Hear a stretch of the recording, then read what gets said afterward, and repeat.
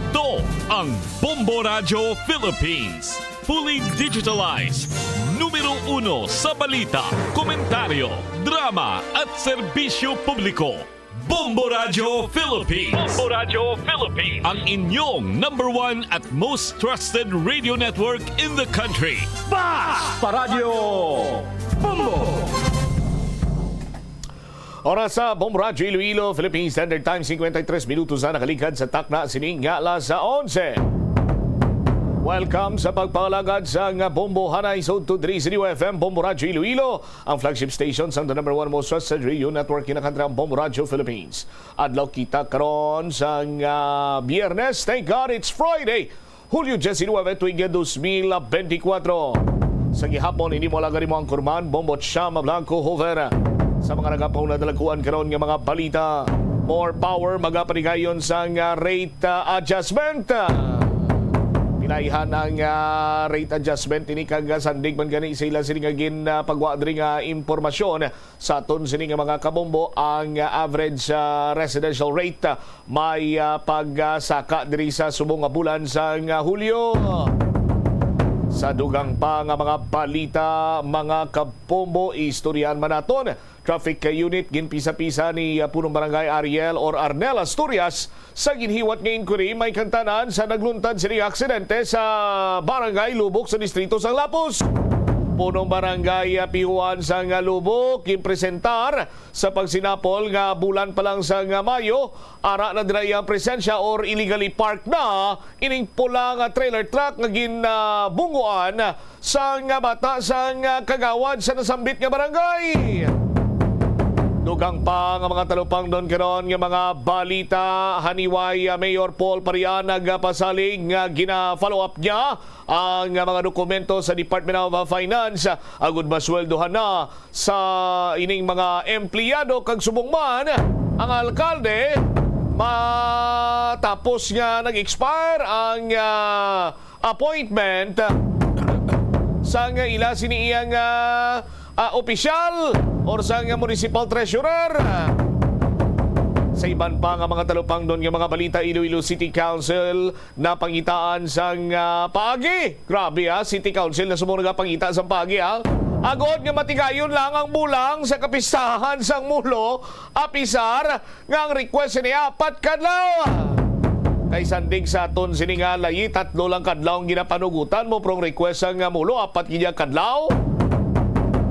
Sa iban pa nga mga nagapanguna karon nga mga balita, police reports top 3 most wanted person sa Iloilo dakop sa Banwa sang Balasan.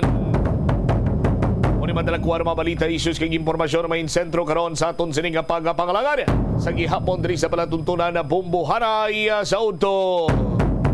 Gusto mo bala maggadaog sang 1,000 ka pesos sa buwas gadlaw? Sa aton siniyang palengke draw, magpasakop na sa swerte sa palengke 2024 promo sa Bombo Radio kag Star FM. Hindi lamang kay palengke draw ang sarang siniyang makadaog dire or sa palengke draw sarang iya makadaog sang linibo siniyang cash prize kay man may araman kita iya sang panigayunon sining studio draw. Kada simana may magadaog kita diri sa first prize 5,000 pesos, second prize 4,000 pesos, kag third prize 3,000 pesos. May consolation prize winner pa nga magabaton tagsa siniiya ka winner 3 bilog sang tag 1,000 ka pesos ga cash. Sa aton sini nga mga kabumbo sa palengke draw na pulo mga daog sang 1,000 ka pesos ga cash plus 500 pesos ka valor sang gift pack. Kada simana ina subong nga Sabado, was gadlaw, Hulyo 20, aton siniiya nga unang palengke draw dira sa may Arevalo Public Market. Ang drop box na to nara dira malapit sa talatapan sang market in charge sa Arevalo Public Market. Di ka na mabudlayan dira. Ihulog na ang imo siniiya nga mga entries para nga makapasakop ikaw kag magpuli nga may 1,000 ka pesos ka cash plus 500 pesos ka valor sa gift pack. Sa diin ka pa, may cash ka na, may gift pack ka pa. Sa aton sini nga mga kabombobuas gadlaw, bantayan man ang palengke draw, bangod man nga may mga pahampang kita dira sa palengke draw kag ang mga premyo cash sa aton sini nga mga kabumbo. May mga dugang pangin sini mga balantayan, no? Nga mga papremyo kay man ang papremyo tagadugang lang gadugang wa iya nagabuhin. Kag ang premyo nagaulat sa winner, hindi kay ang winner ang nagahulat sa premyo. Ano nga mga proof of purchase, ano nga mga produkto inyo sini dapat tipunon, bantayan ina kay pagbalik ta patpaton aton dugangan ta mga impormasyon para sa aton sini iya nga mga kabombo agod nga makasugod na himo sa ila sini mga entries kag makahulog sa madamo nga entries sa market draw naton buwas kadlaw. Dira iya sa may Arevalo Public Market. At the same time, hulog man kamo sa inyo sini mga entries kung gusto ninyo nga dalagko pagin nga pa premyo cash prizes inyo sini madagaan diri sa studio sa nga Bombo Radio. Dugang ang mga balita kag impormasyon balikan ta matapos sa mga nagapora mga mainit nga balita kaupo naman sa Bombo News Center. Ari mga simple nga pagiagon makakinot sang tubig, hindi mag-shower o kung maligo sang malawig. Sa sulod sang panimalay, kalabanan sang tubig ang ginausar sa pagpaligo. Nagalabot sa 24% sang tubig sa panimalay ang natigana sa pagpaligo sa mga miyembro sini. Ang pagpanubo sang tiyempo sa pagpaligo sang 2 ka minutos ang makabuhin sang 30% sang ginakonsumo nga tubig. Maggamit sang shower timer o kung mag-set sang alarm sa imo cellphone kag ilimit lamang sa 4 ka minuto ang pagpaligo. Kung nagagamit sang shower kag nagahulat pa sa pag-init sang tubig, saluda sang balde ang nagailig nga mabugnaw nga tubig kay sarang paining nga magamit. Nakahibalo ka bala nga ang color ang makaapekto sang imo nga modo? Santo sa pagtuon sang American Home Shield, mayara sang correlation ang color kag mood. Kaangay sang pula nga nagapataas ang blood pressure kag heart rate. Apang mas maayo ang duag nga pula kunyara ini sa kusina, bangod mas nagapagana ini sa pagkaon. Ang shades nga blue kag green ang ginaabiso sa mga psychologist nga kadapat yara sa sulod sang imo kwarto, bangod ini nagapakalma sa Ito ang Bombo Radio Philippines. Fully digitalized. Numero 1 sa balita, komentaryo, drama at serbisyo publiko. Bombo Radio Philippines. Bombo Radio Philippines. Ang inyong number 1 at most trusted radio network in the country. Basta Radio Bombo! This is Bombo Network News Noontime Edition broadcasting live at Bombo Radio Broadcast Center, Makati City, Philippines.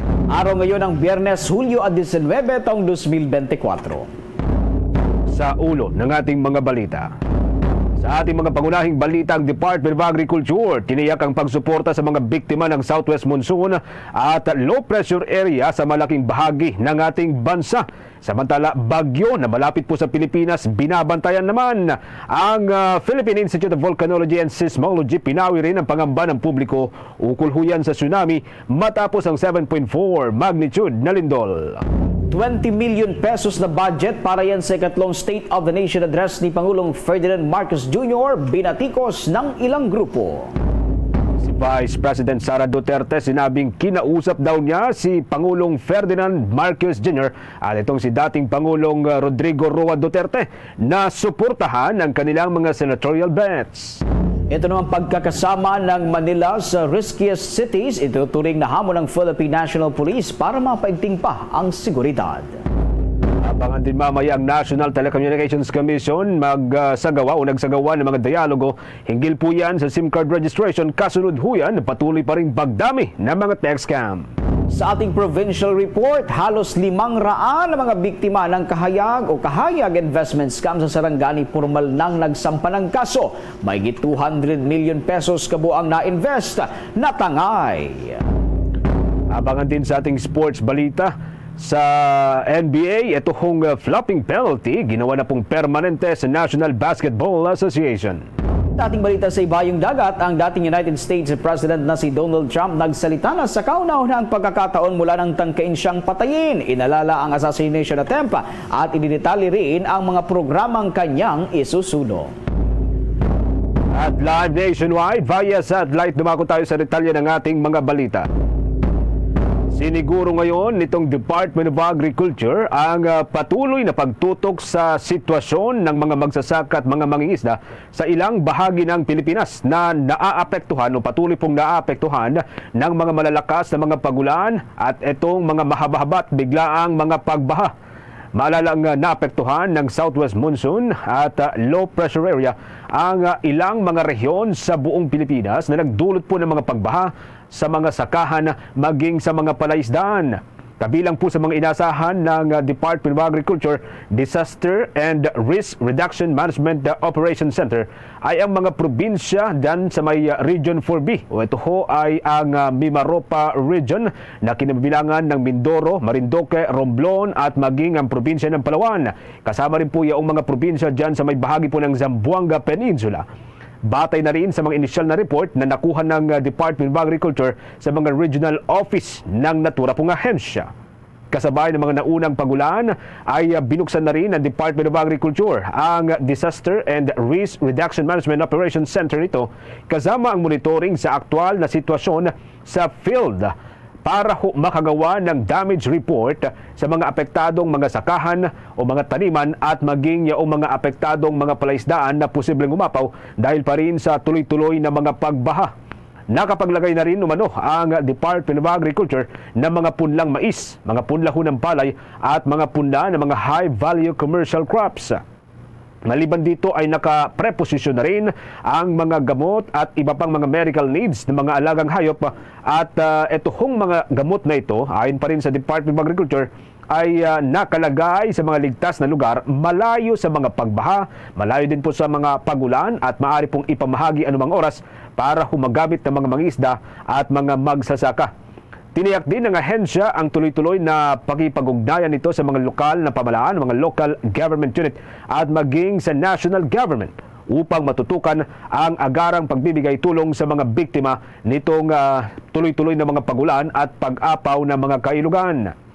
Bukas naman ang hotline ng Disaster and Risk Reduction Management Office sa pamamagitan po ng Operation Center nito para yan sa mga magsasakang nagnanais na magpaabot ng mga concern o magpaabot ng kanilang mga problema.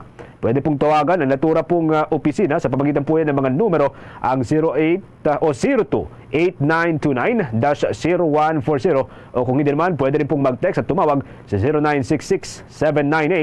0966-798-7044. Samantala, kaugnay pa rin po dito, batay sa inilabas na ulat ng Department of Agriculture, mayroon ng kabuuan na 514,504 na mga ektarya ho ng mga sakahan, mga palayan po ito at mga maisan sa buong Pilipinas na nasa o maari pong maapektuhan ng mga kalamidad dahil sa mga lumalaking mga pananim. Ito ho ay binubuo ng 282,295 na mga ektarya ho ng mga palay at sa mais naman, binubuo po ito ng 232,209 na mga ektarya. Malaking bahagi po ng mga palayan, ito ay katumbas ng 79.66% ay mayroong maliit pa lamang na pananim, habang 13% naman ang nasa maturity stage na. Ibig sabihin, malapit na pong anihin ng mga ito. Para ho sa mais, 75% nito ay pawang maliliit pa lamang habang 30% o 3% lamang ang nasa maturing stage o malapit na pong maani. Sa iba pang mga may init na balita sa mga oras na ito mga kabombot Kastern Nation, walang patid pa rin ang isinasagawang pagpupulong ho nitong Department of Social Welfare Development at upang matiyak nga itong kahandaan nila sa pagtugon sa ating mga kababayan sakaling man na maapektuhan itong nabuong low pressure area dito ho sa ating bansa. Ang pagpupulong na ito mga kabombo ay pinamunuan mismo ni Disaster Response and Management Group Assistant Secretary Irene Dumlao, Undersecretary Diana Rose S. Kahipe at iba pang mga kawani sa kanilang field offices na siyang tumutulong naman sa nasabing pag-asagawa ho nitong mga kaukulang disaster response doon ho sa mga lugar na naapektuhan nga nitong pagbaha dulot yan na itong namuong low pressure area. Layo din nito mga kabombo na masiguro ang epektibo nilang pagtugon sa mga rehiyon. Gayun din ang pagtitiyak na mayroon silang sapat ho na tinatawag na mga stockpiles, accessible standby funds at maging etong pagkakaroon ng mga komprehensibong plano. Target din daw ng Department of Department of Social Welfare Development na mabawasan etong pinsala at makapagbigay pa ng mas mabilis, mas epektibong tulong sa mga mamamayang Pilipinong nangailangan sa ganitong tuwing tayo tinatamaan ng mga sakuna. Una rito ay iniulat nga ng National Disaster Risk Reduction and Management Council itong libu-libong mga naapektuhan ng mga pagbaha at malalakas na pag-ulan dyan ho sa may bahagi ng Mindanao. Kasunod na rin yan ang nauna ng low pressure area sa naturang rehiyon.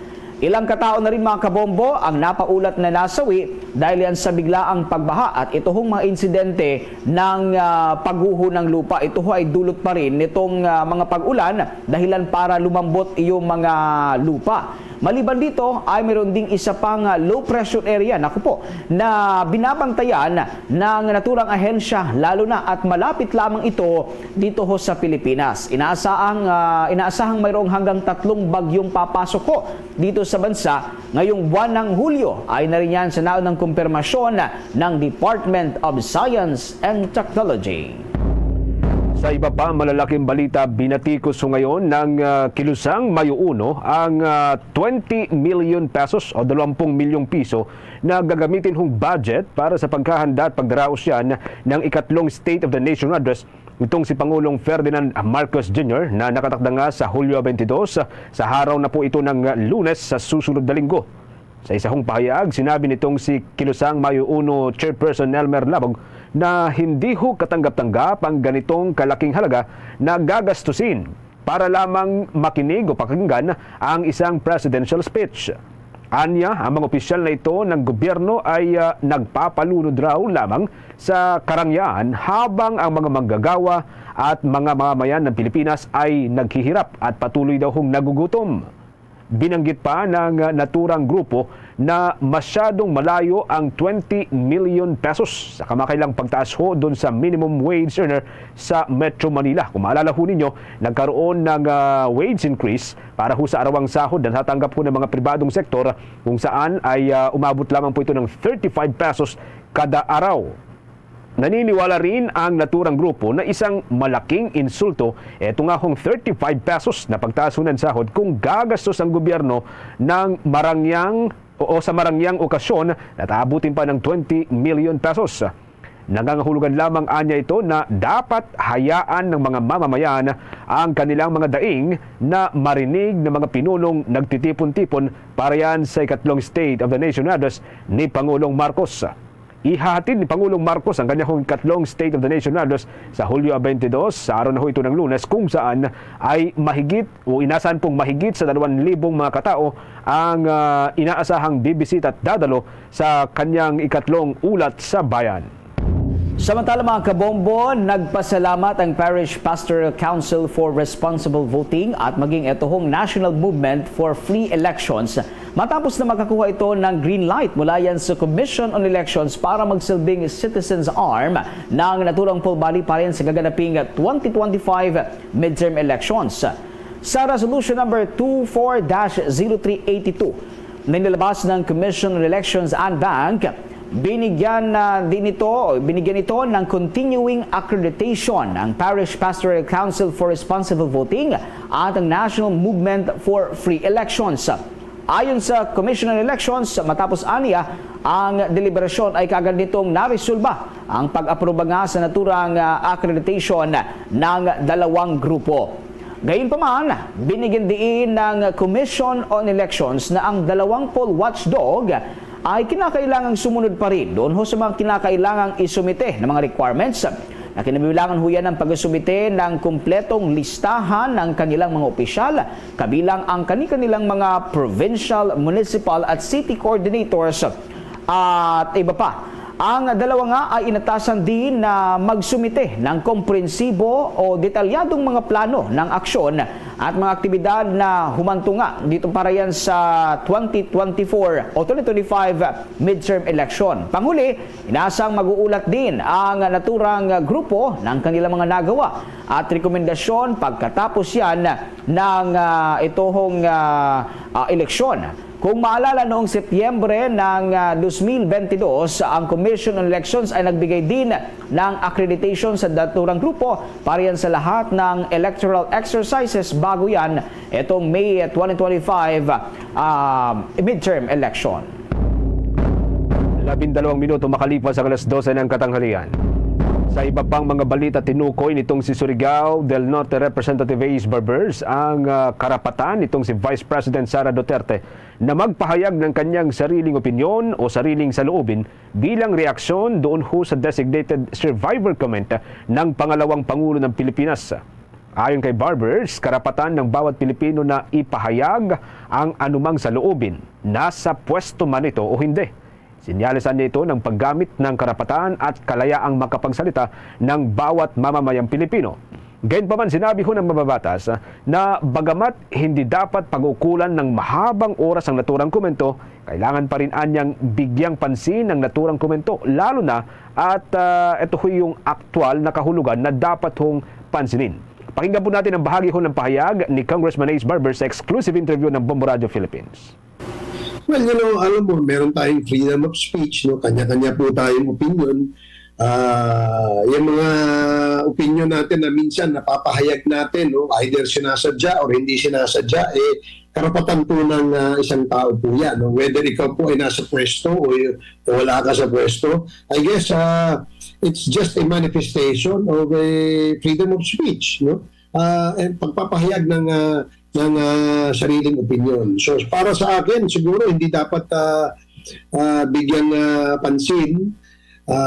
Ngunit hindi rin dapat din i-ignore. No? I don't know how to say this. Do not ignore it, but ika nga, huwag natin bigyan ng so much time to discuss and talk about that. At the same time, hindi rin dapat na-ignore. I don't know how to say that. Sorry. Bahagi po yan ng exclusive interview ng Bombo Radio Philippines kay Dangerous Drugs Committee Chairman Barbers. Kaugnay pa rin po yan magkakamumbo dun sa nauna pong pahayag nitong si Vice President Sara Duterte. Hulyo 11 nang una kong aminin nitong si Vice President Sara Duterte na hindi ho siya dadalo sa nalapit na State of the Nation Address nitong si Pangulong Ferdinand Marcos Jr. Kasabay ho nito ay sinabi rin niyang tinatalaga niya ang kanyang sarili bilang designated survivor. Bagay na bumatikos, umani naman po ng batikos mula ho sa mga matataas na opisyal ng ating bansa. Bagaman itinuring po ito ng ilan, lalo ho yung mga kaalyado ho ng pamilya Duterte bilang joke o biro, nilinaw din kinalaunan ho ng pangalawang Pangulo na hindi biro ang kanyang binitawang salita. Sa pagkakataong ito mga kabombo, kuha tayo ng mga balitang tinutukan ng ating mga kasamahan. Ito hong si Vice President Sara Duterte, sinabing kinausap siya ni President Marcos at ni dating President Duterte na suportahan ang kanilang senatorial bets. Alamin natin ang buong detalye, tinutukan ni Bombo Kelly Cordero. Ikwinento ni Vice President at dating Education Secretary Sara Duterte na kinausap siya ni President Ferdinand Bongbong Marcos Jr. at ng kanyang ama na si ex-President Rodrigo Duterte na suportahan ang kanilang senatorial bets sa darating na midterm election. Sa isang ambush interview kahapon, matapos ang turnover ceremony sa liderato ng Kagawaran ng Edukasyon, ibinahagi ng Vice Presidente na bago siya nag-resign bilang Education Secretary, inimbita siya ng Pangulo para sa isang pagpupulong kung saan nakiusap na rin ito sa kanya na tumulong sa administrasyon para sa mga senatorial candidates. Habang sa isa namang pagkikita nila ng kanyang ama na si dating Pangulong Rodrigo Duterte, inimbita siya nitong mangampanya at tumulong na sumuporta para sa mga kandidato ng Partido Demokratiko Pilipino o PDP. Pero ayon sa Vice Presidente, hindi pa siya handang sagutin ang dalawa dahil kailangan niya pa umanong pag-isipan kung ano ang direksyon niya sa midterm election sa susunod na taon. Before ako nag-resign, meron kaming isang meeting kung saan inimbita ako ni President Marcos na sumali, tumulong sa administration para sa mga senator candidates. At sabi ko sa kanya, hindi muna ako sasali sa midterm elections. Sa isa namang pagkikita namin ni President Duterte, former President Duterte, by chance nakita kami ni former President Duterte, inimbita din niya ako na mga panya tumulong sumuporta para sa mga candidates ng PDP. So sinabi ko din sa kanya na hindi muna ako sasali sa midterm elections. Samantala, pinagkibit-balikat naman ng pangalawang pangulo ng pabulaanan ni dating Pangulong Duterte ang kamakailan niyang inanunsyo na tatakbo ang ama niya bilang senador. Ayon sa pangalawang pangulo, sa kanyang karanasan, nagbabago ang desisyon ng tao kahit pa sa pinakahuling minuto. Kaya hindi siya makakapagsabi dahil maaari pang magbago ang desisyon ng dating Pangulong Duterte. Para sa Bombo Network News, Bombo Kelly Cordero nag-uulat para sa #1 and most trusted radio network in the country, Bombo Radio Philippines. Basta Radio, Bombo! Want to know what makes Enhypen's performances so explosive? Dunkin' Choco Bang! Explosive bawat bite kasi chocolate-coated na, Bavarian-filled pa. Explosive ang flavors kasi may 3 banging toppings na. Big Bang BTN, and Big Bang Nutty. Kaya ang Enhypen, explosive ang bawat galaw. Nothing like Dunkin' Choco Bang! Dunkin', pasalubong ng bayan. Ang ikatlong ulat sa bayan ni Pangulong Ferdinand Romualdez Marcos Jr. Once again, Bombo Radio Philippines brings you our special coverage of the State of the Nation Address, direct from the House of Representatives, Batasan Complex in Quezon City. Ano kaya ang ilalatag na mga solusyon ng Pangulo sa mga problema ng bansa?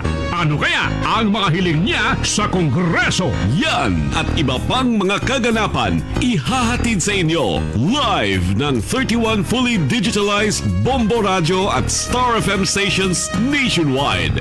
Umpisa alas 2 ng hapon, Lunes, Hulyo 22, mula sa Bombo Radio Philippines, the #1 and most trusted radio network in the country.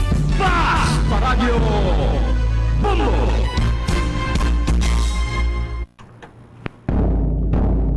20 minuto makalipas ang alas 12 ng katanghalian. Sa iba pa mga malalaking balita, pinawi ho ngayon ng Philippine Institute of Volcanology and Seismology ang pangambaho ng publiko ukol sa tsunami na maaari pong ihatid sa bansa ng 7.4 magnitude na lindol doon po sa Chile. Ayon po sa ahensya, mahigit sa 17,000 kilometro ang layo hong naturang bansa dito sa Pilipinas. Kaya naman malabo daw na maapektuhan ang Pilipinas ng naturang pagyanig.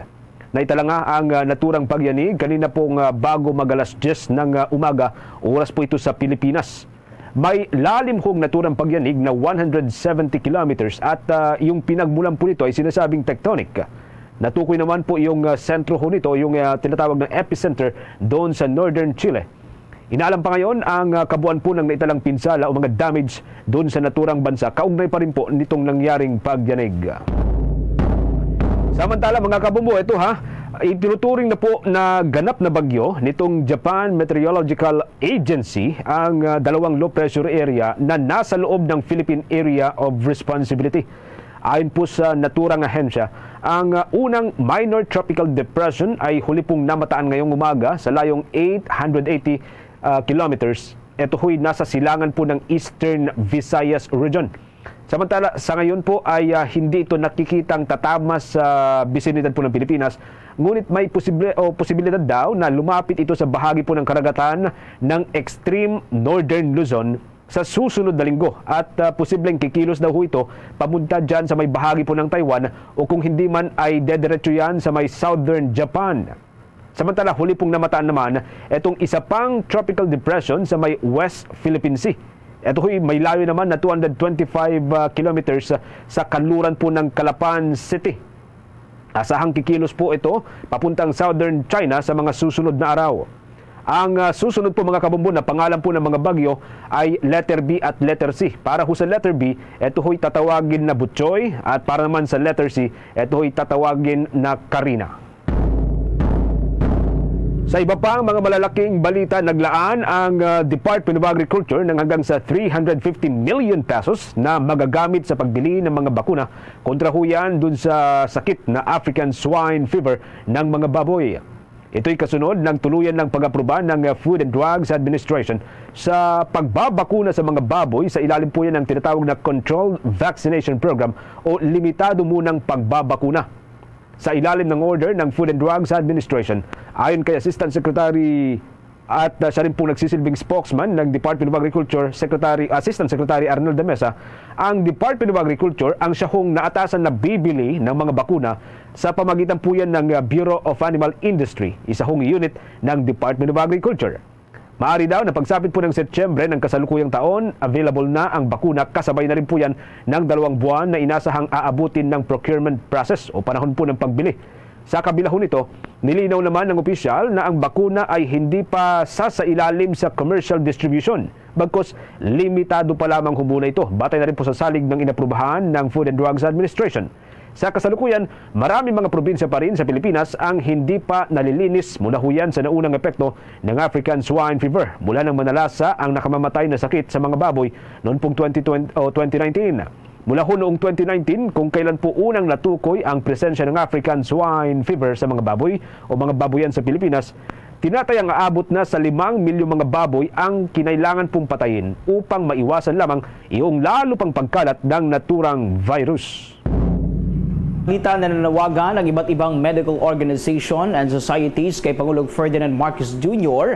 na ipag-utoso itong pagbabalik ng halos 90 billion pesos na pondo ng Philippine Health Insurance Corporation of PhilHealth mula yun sa National Treasury matapos ang questionableng paglilipat nito noong nakaraang taon. Sa isang joint statement ng 35 medical societies na pinangunahan naman ng Philippine Medical Association at Philippine College of Physicians, sinabi ng mga ito na ang paggamit ng pondo ng PhilHealth para yan sa iba pang layunin ay labag ho sa Universal Healthcare Law o itong Republic Act 11223. Gate ng medical organizations, batay sa pangunahing prinsipyo sa likod ho ng social health insurance, kapag ang subsidy mula sa gobyerno ay ibinigay sa PhilHealth, ang mga pondong iyon ay nabibilang sa pool ng mga kontribusyon na dapat gamitin lamang para sa kapakinabangan ng mga tao.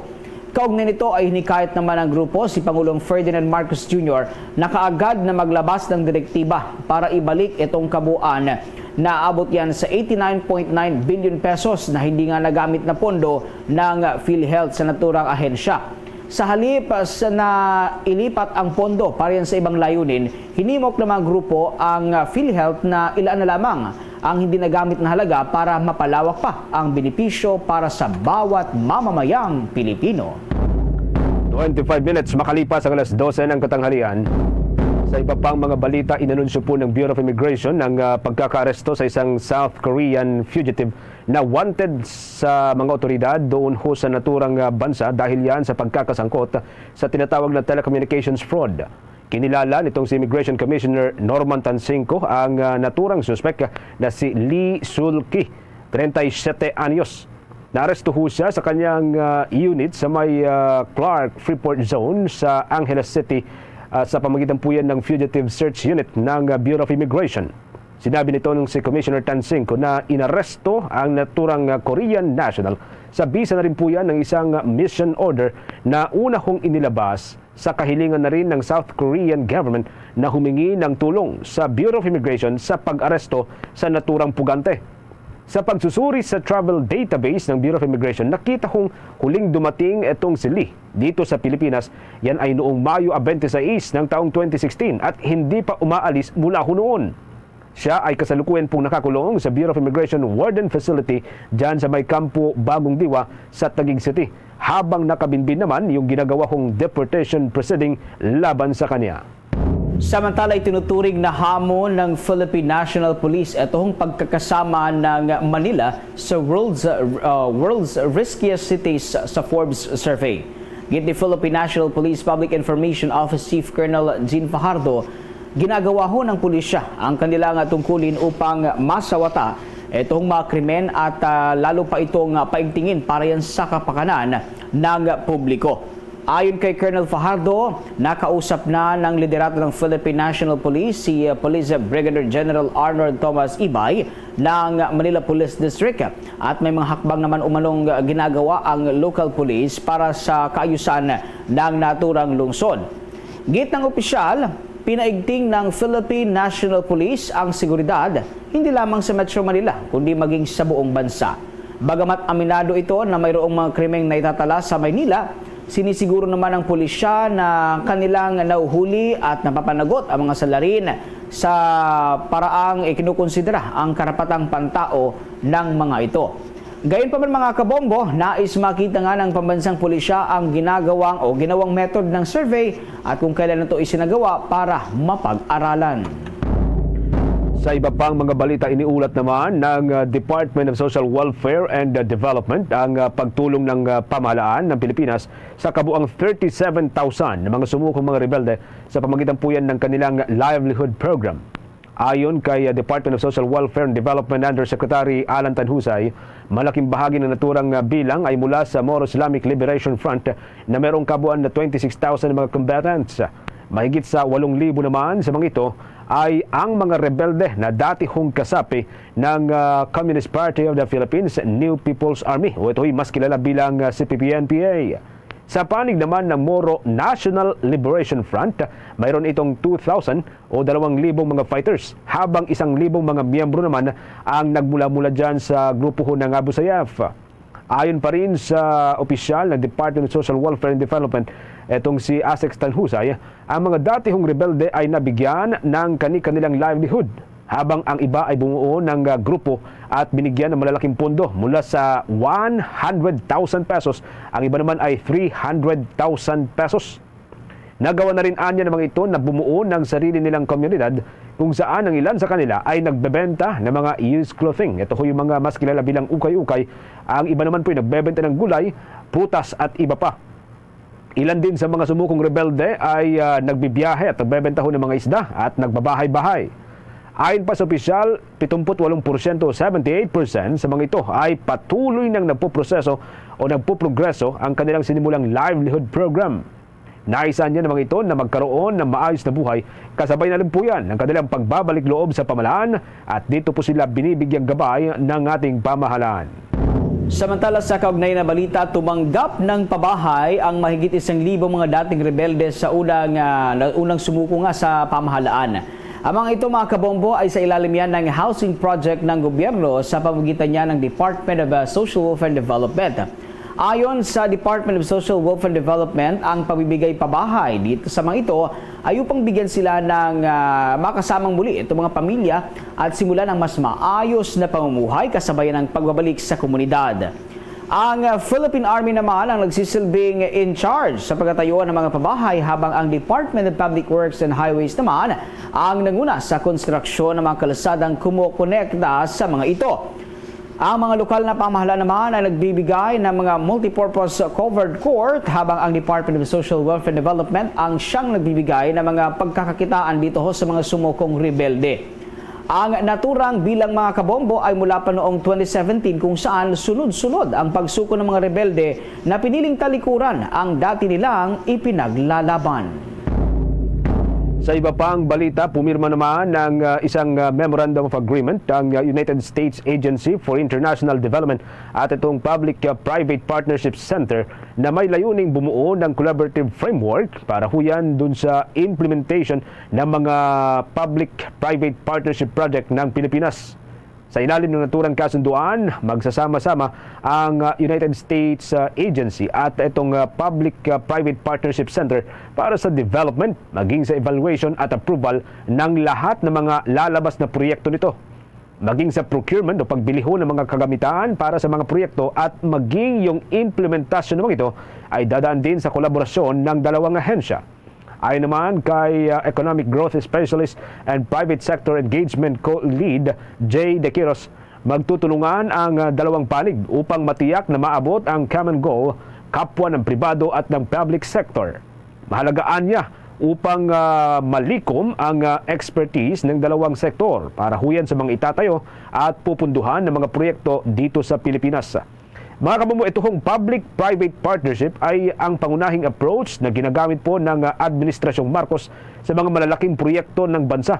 Ilan po dito ay ang mga malalaking dam, mga transportation project, katulad po ng mga lansangan at iba pang mga pasilidad.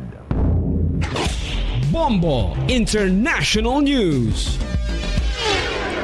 Mga kabombo, sa unang pagkakataon ay nagbigay na ng talumpati si dating United States President Donald Trump sa nagpapatuloyan na Republican National Convention. Ito na ang ika-4 na araw mula nang simulan ang naturang convention sa Milwaukee Ngunit bagaman araw-araw na nakikita si Trump sa audience ay hindi ito nagbibigay ng anumang public speech.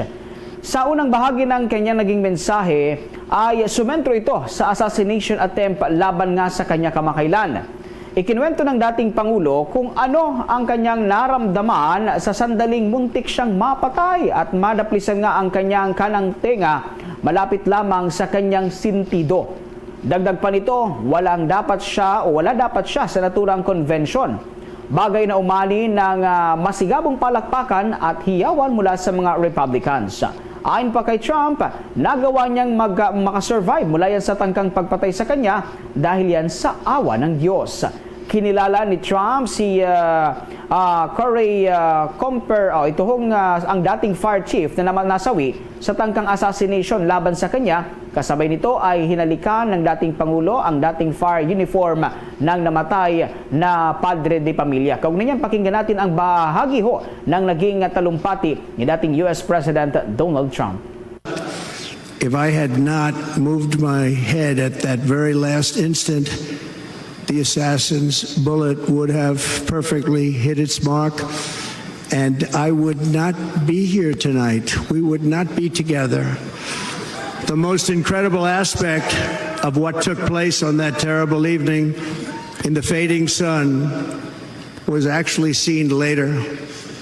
In almost all cases, as you probably know, and when even a single bullet is fired, just a single bullet, and we had many bullets that were being fired, crowds run for the exits or stampede, but not in this case. It's very unusual.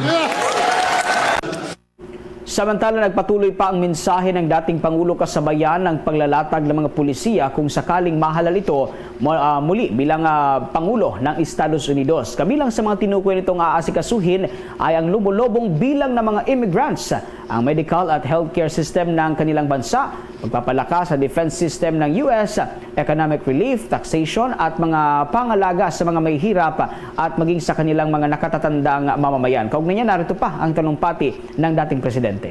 Friends, delegates, and fellow citizens, I stand before you this evening with a message of confidence, strength, and hope. 4 months from now, we will have an incredible victory. Division in our society must be healed. We must heal it quickly. As Americans, we are bound together by a single fate and a shared destiny. We rise together or we fall apart. I am running to be president for all of America, not half of America, because there is no victory in winning for half of America. So tonight, with faith and devotion, I proudly accept your nomination for president.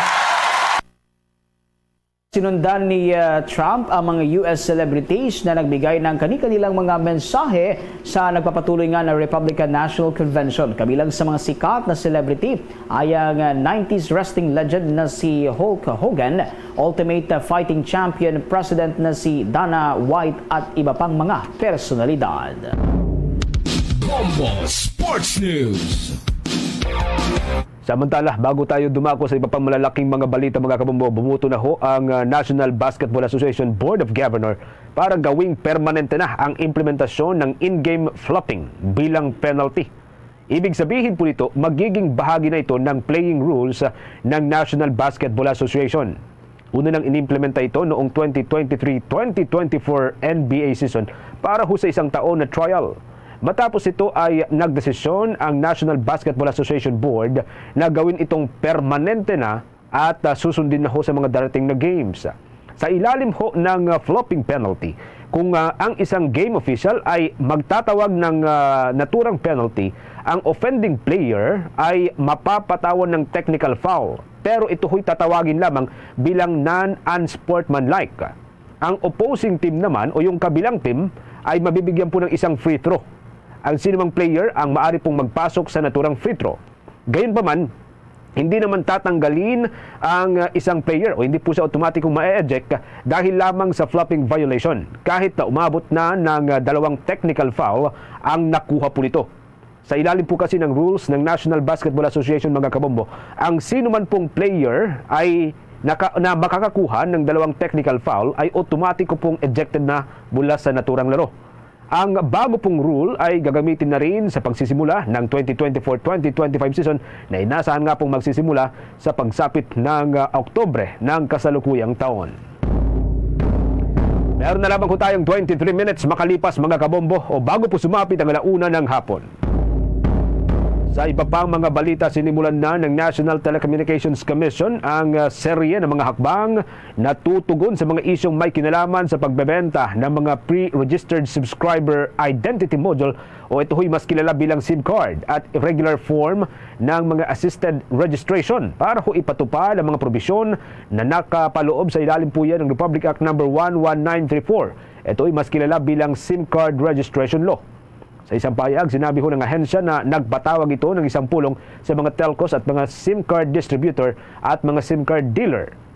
Una, tinalakay ho nila ang serye ng mga inisyatiba na pinaplano na naglalayon pong pasiglahin ang isang mahusay na pag-unawa sa mga stakeholders. Tungkol po yan sa mga legal na obligasyon at pinal na probisyon na itinatakda ho yan ng SIM card registration.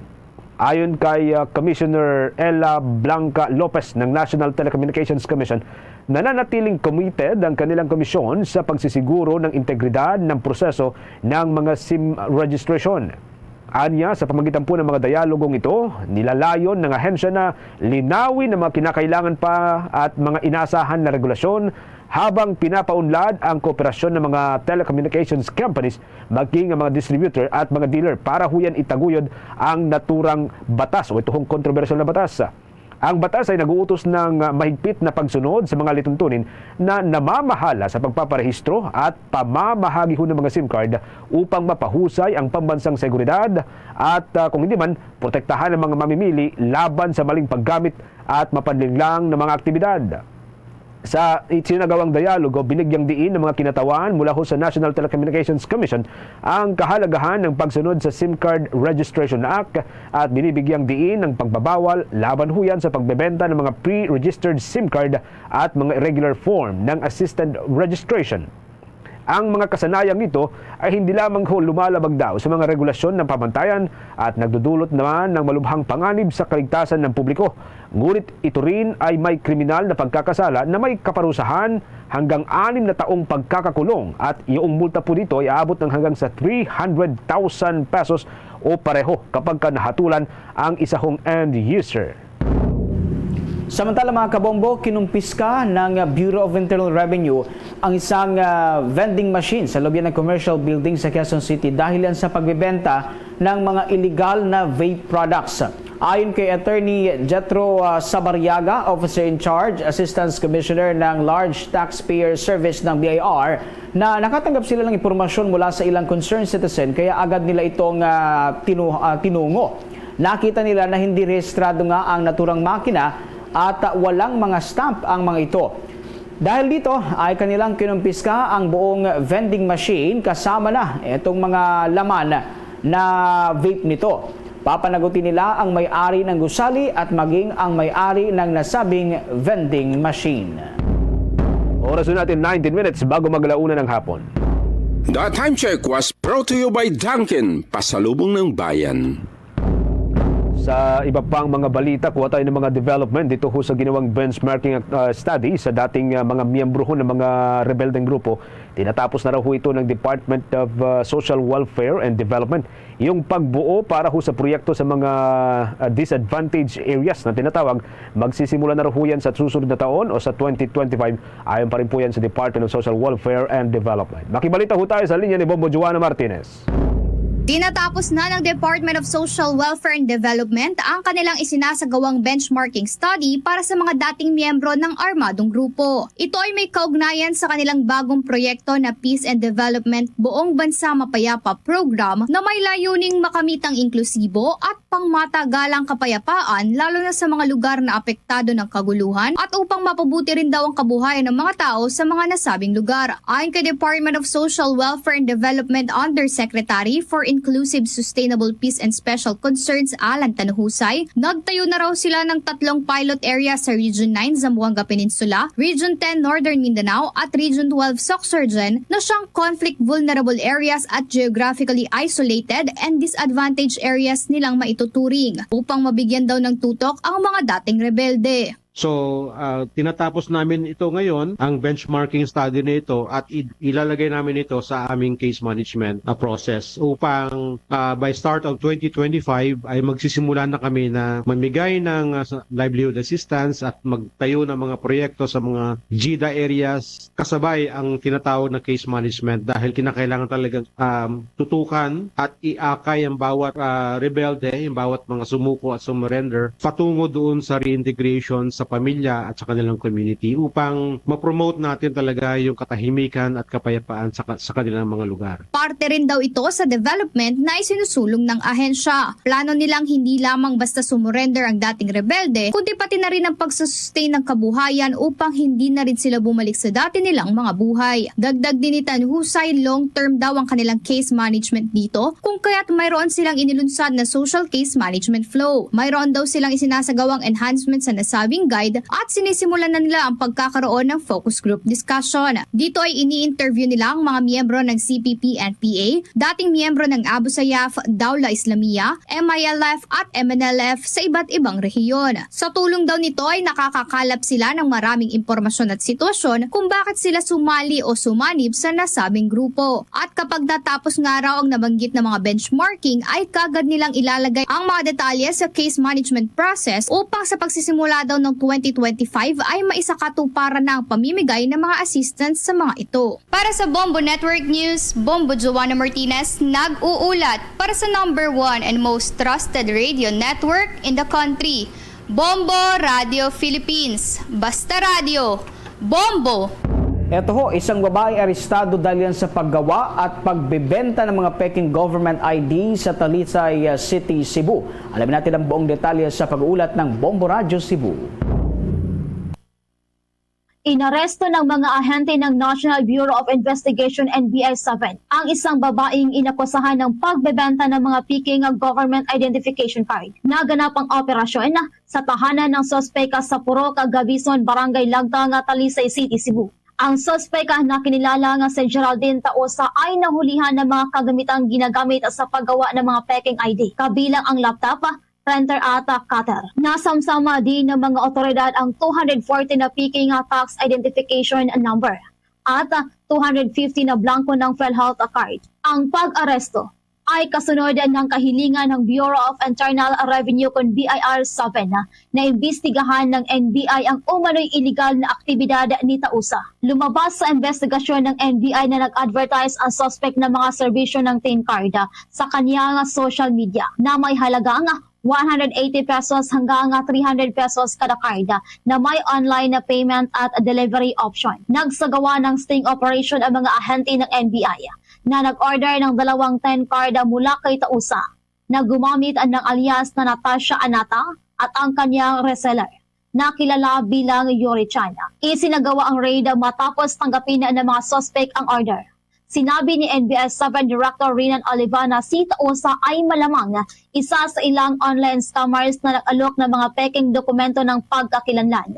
Ang mga peking card ay halos sa kahawig ng mga tunay na ang pangunahing pagkakaiba ay ang QR code na naglalaman ng personal na data ng card holder. Inamin naman ng suspect ang krimen na kanyang nagawa. Mahaharap siya sa kasong paglabag sa Cybercrime Prevention Act of 2012 at Access Devices Regulation Act of 1998. Hinimok ng BIR-7 Legal Division ang publiko na direktang kumuha ng 10 card sa kanilang opisina. Pinayuhan din ang sinumang may hawak ng peking 10 card na isuko ito sa BIR upang maiwasan ang mga parusa sa paggamit ng mga peking dokumento. These TIN cards, including the TIN numbers, were illegally generated by the subject and sold for 180 pesos to 300 pesos each. The criminal activity was being advertised by the subject online. The payment of the transaction were done online. Mula rito sa probinsya at lungsod ng Cebu, Bombo Cherry May Balingit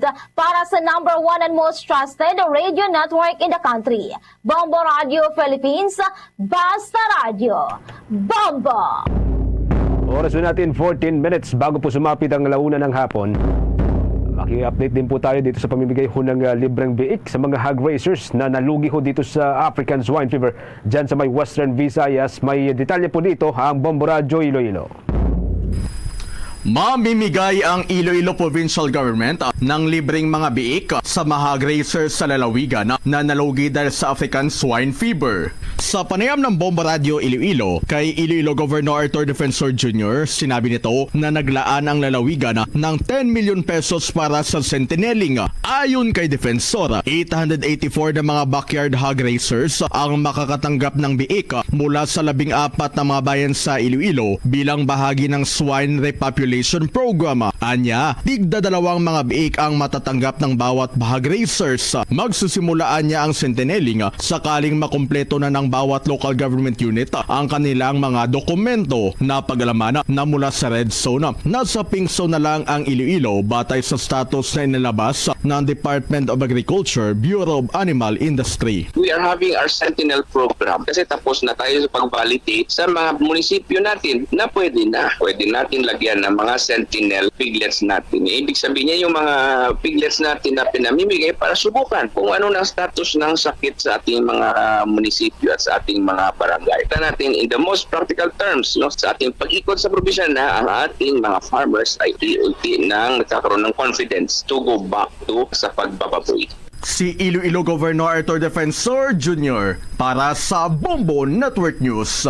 Ito si Bombo Christian Hetsanova Lusada para sa number 1 and most trusted radio network in the country, Bombo Radio Philippines. Basta Radio, Bombo! Halos 500 na mga biktima nitong Kahayag Investment Scam sa Sarangani Province. Formal na pong nagsampa ng kaso. Mahigit daw ho rito sa 200 million pesos yung pong nakulimbat mga kabombo at na-invest nito hong mga biktima. May nakuha ang update at exclusive story dito ang Bombo Radio General Santos. Nasa halos 500 na mga investors ang nagbabakasakali na maibabalik pa ang kanilang pera kung saan nasa mahigit 200 million pesos umano ang kabuuang ininvest ng mga ito. Ito'y kasunod ng paglayas na di umano ng mga tagapamahala ng naturang investment, dala ang milyon-milyong pesos na halaga ng pera. Karamihan sa mga investors ay mga ordinaryong mamamayan lamang ng probinsya kung saan umaming hindi pa sila nakakabawi sa kanilang ipinuhunan. Napag-alaman na 30% ang alok na daily interest at 40% naman kung ilalakin ang pera. Ayon sa isang investor na si alias June, ilang araw bago ang pagsirado ng investment, nagkaroon naman ng delay sa payout dahil ang matatanggap na pera ay siyang malilikom mula sa mga bagong magpe-pay-in. Muling pinaalalahanan ni Provincial Administrator Attorney Ryan J. Ramos ng Sarangani Province ang mga mamamayan na huwag tumangkilik sa anumang uri ng investment. Aniya, naging leksyon sana ang nangyari noon na panluloko ng kapa at iba pang investment upang hindi na muling mabiktima. They will invest at their own risk. Pero of course, i-remind niya po natin sila. We will check on our investigation, administrative investigation and grievance committee if na by liability po ang empleyado. Yan ang ulat mula rito sa himpilan ng Bombo Radio Jensen para sa Bombo Network News. Ito si Bombo May Declaro para sa the number 1 and most trusted radio network in the country, ang Bombo Radio Philippines. Basta Radio, Bombo! Ito namang malinaw na programa sa public transportation nais marinig ng National Public Transport Coalition sa State of the Nation Address ni Pangulong Ferdinand Marcos Jr. Alamin natin ang buong detalye sa pag-uulat ng Bombo Radio Kawayan. Umaasa ang hanay ng transportasyon sa bansa na mapag-uusapan sa nalalapit na State of the Nation Address o SONA ni Pangulong Ferdinand Marcos Jr. ang Public Utility Vehicle Modernization Program. Sa naging panayam ng Bombo Radyo Kawain kay Ariel Lim, Chairman at Convener ng National Public Transport Coalition, sinabi niya na hanggang ngayon ay hindi pa malinaw ang programa kaya't kinakailangan anyang maglatag ni Pangulong Marcos ng konkretong hakbang kaugnay sa usapin ng modernisasyon. Hiling niya na maging tiyak ang tulong ng pamahalaan sa mga operators kung sakali man na magkaroon ng aberya sa kanilang pagsali sa mga kooperatiba para sa modernization program. Nasa 80% na umano ang nakasali sa modernization ngunit hanggang ngayon ay bumabiyahe pa din ang mga traditional jeepney dahil masyado pang hilaw ang programa at hindi pa handa ang pamahalaan para rito. Dapat din anyang mabigyan ng linaw ang paggamit sa mga electric vehicle at motorcycle taxes upang malaman ng mga nasa hanay ng transportasyon ang kanilang maging susunod na hakbang. Anya sa mga naging sona ng mga nakalipas na pangulo ng bansa ay wala silang nailatag na malino na programa para sa mga nasa sektor ng transportasyon. Suportado naman niya ang mga nakahanay na kilos protesta ng mga iba pang transport groups, subalit hiling nito na hindi maging magulo at gawin nila ito sa maayos na paraan. Na programa para sa mga public transportation, no, especially sa road transpo. Kasi po ang road transpo, alam naman natin na yan po ay may mga kanya-kanyang operator, hindi po yan gobyerno na sabihin natin na palang mga LRT, PNR na pwede silang maglagay ng programang long term sa public transportation po kasi wala niyan. Kaya po, yan po yung mga kinasasabik naming marinig sa mga pangulo na umuupo sa ating bansa. Mula rito sa Bombo Radyo Kawayan para sa Bombo Network News, ako si Bombo Kervin Gamad, nagulat para sa number 1 and most trusted radio network in the country, Bombo Radyo Philippines, Basta Radyo, Bombo! Diyan naman sa bahagi po ng Cordillera Administrative Region, lagpas na sa 1 bilyong piso yung pong halaga ng mga illegal na droga na kanila pong nasabat. Maki-update tayo sa pamamagitan ng Bombo Radyo Baguio. Tinatayang aabot sa mahigit 1.1 billion pesos ang halaga ng iligal na droga ang nasabat sa isinagawang anti-drug operations ng Philippine Drug Enforcement Agency Cordillera mula Enero hanggang Hunyo taong kasalukuyan. Sa panayam ng Bombo Radyo kay Rosel Sarmiento, ang Information Officer ng Philippine Drug Enforcement Agency Cordillera, binubuo ito ng shabu na nasa 1 million pesos ang halaga at marijuana plants at marijuana bricks na aabot naman sa 880 million pesos ang halaga. Ayon kay Sarmiento, umabot na sa 50 plantation site ang natanggal kung saan pangunahing natuklasan ang nasabing pananim sa Kalinga ngayong taon. Aniya, mismong residente ang karamihan sa mga naresto na nagdi-deliver ng marijuana sa buyer na turista kung ikukumpara noong nakalipas na taon na mismong ang mga turista ang pumupunta sa nasabing lugar. Isa pa sa nakikitang dahilan ang patuloy na pagtatanim ng marijuana sa rehiyon ay dahil mataas umano ang presyo at ang demand nito. Gayunpaman, sinabi ni Sarmiento na nagpapatupad ang ahensya ng pagpupulong sa mga opisyales ng mga apektadong barangay sa layunin nilang maideklara ang drug-free barangay, kabilang na rin ang drug-free workplace. Ito po yung ating call sa lahat. O pangunahan po natin ng ating opisina ay drug-free, para po maitaas ang moral ng bawat empleyado na nagtatrabaho dito. Masabi po nila na maganda pala yung opisina nila. Nang sa ganun po ay maging epektibo ang pagbibigay natin ng serbisyo sa publiko. Sa kasalukuyan, nagpapatuloy ang mahigpit na anti-drug operations ng ahensya, katuwang ang Police Regional Office Cordillera sa pagpuksa ng marijuana sa kagubatan ng Rehiyon Cordillera. Para sa Bombo Network News, ako si Bombo Marinel Rodrigo, nag-uulat para sa number 1 and most trusted radio network in the country, Bombo Radio Philippines, Basta Radyo, Bombo! Bombo Police Report.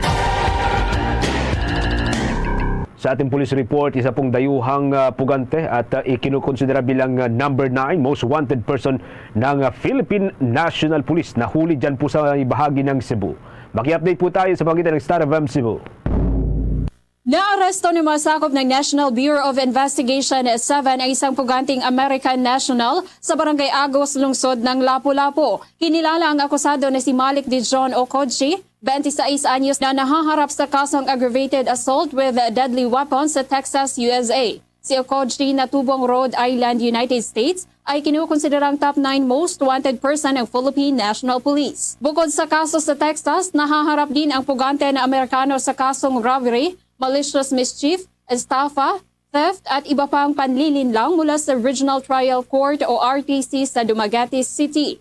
Nauna rito humingi ng tulong sa ahensya ang Overseas Criminal Investigation Regional Security Office ng American Embassy sa Maynila upang mahanap ang suspect. Batay sa kanilang natanggap na impormasyon, ang huling address ng puganting Amerikano ay sa Dumaguete City, gayunman nang puntahan ng mga otoridad ay wala na ang suspect. Nakatanggap na lamang ito ng impormasyon matapos masangkot sa isang vehicular accident ang dayuhan sa Lapu-Lapu City kung saan temporaryo itong naninirahan kasama ang asawa nito. Isinailalim muna ito sa monitoring at surveillance bago isilbi ang warrant of arrest kung saan hindi naman ito nanlaban sa mga otoridad.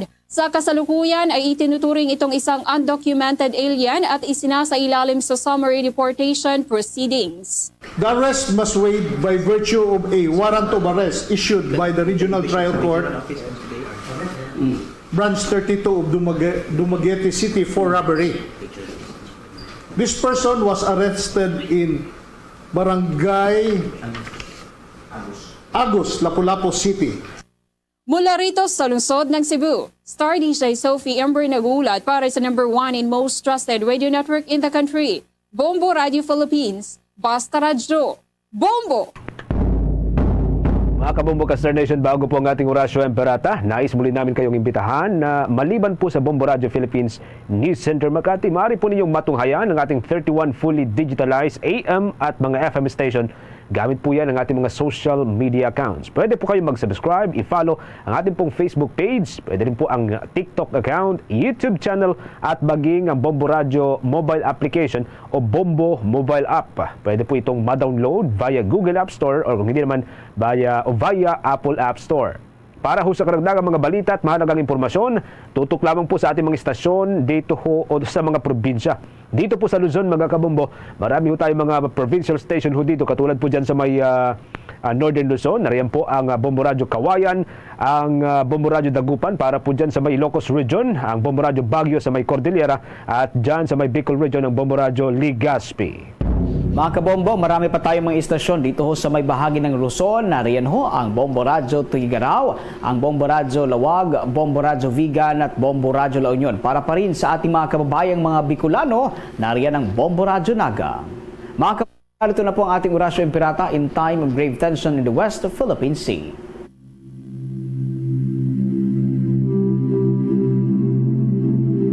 Our Lord God Almighty, maker of heaven and earth, the sky and the seas, look kindly on us, your children of the Philippine Islands. Our home, now beset with tensions over our West Philippine Sea. We pray to you for peace over the part of our islands and waters. We pray that questions over it may be resolved through justice and respect for people's rights. We pray that no harm be done to our marine creatures and habitat.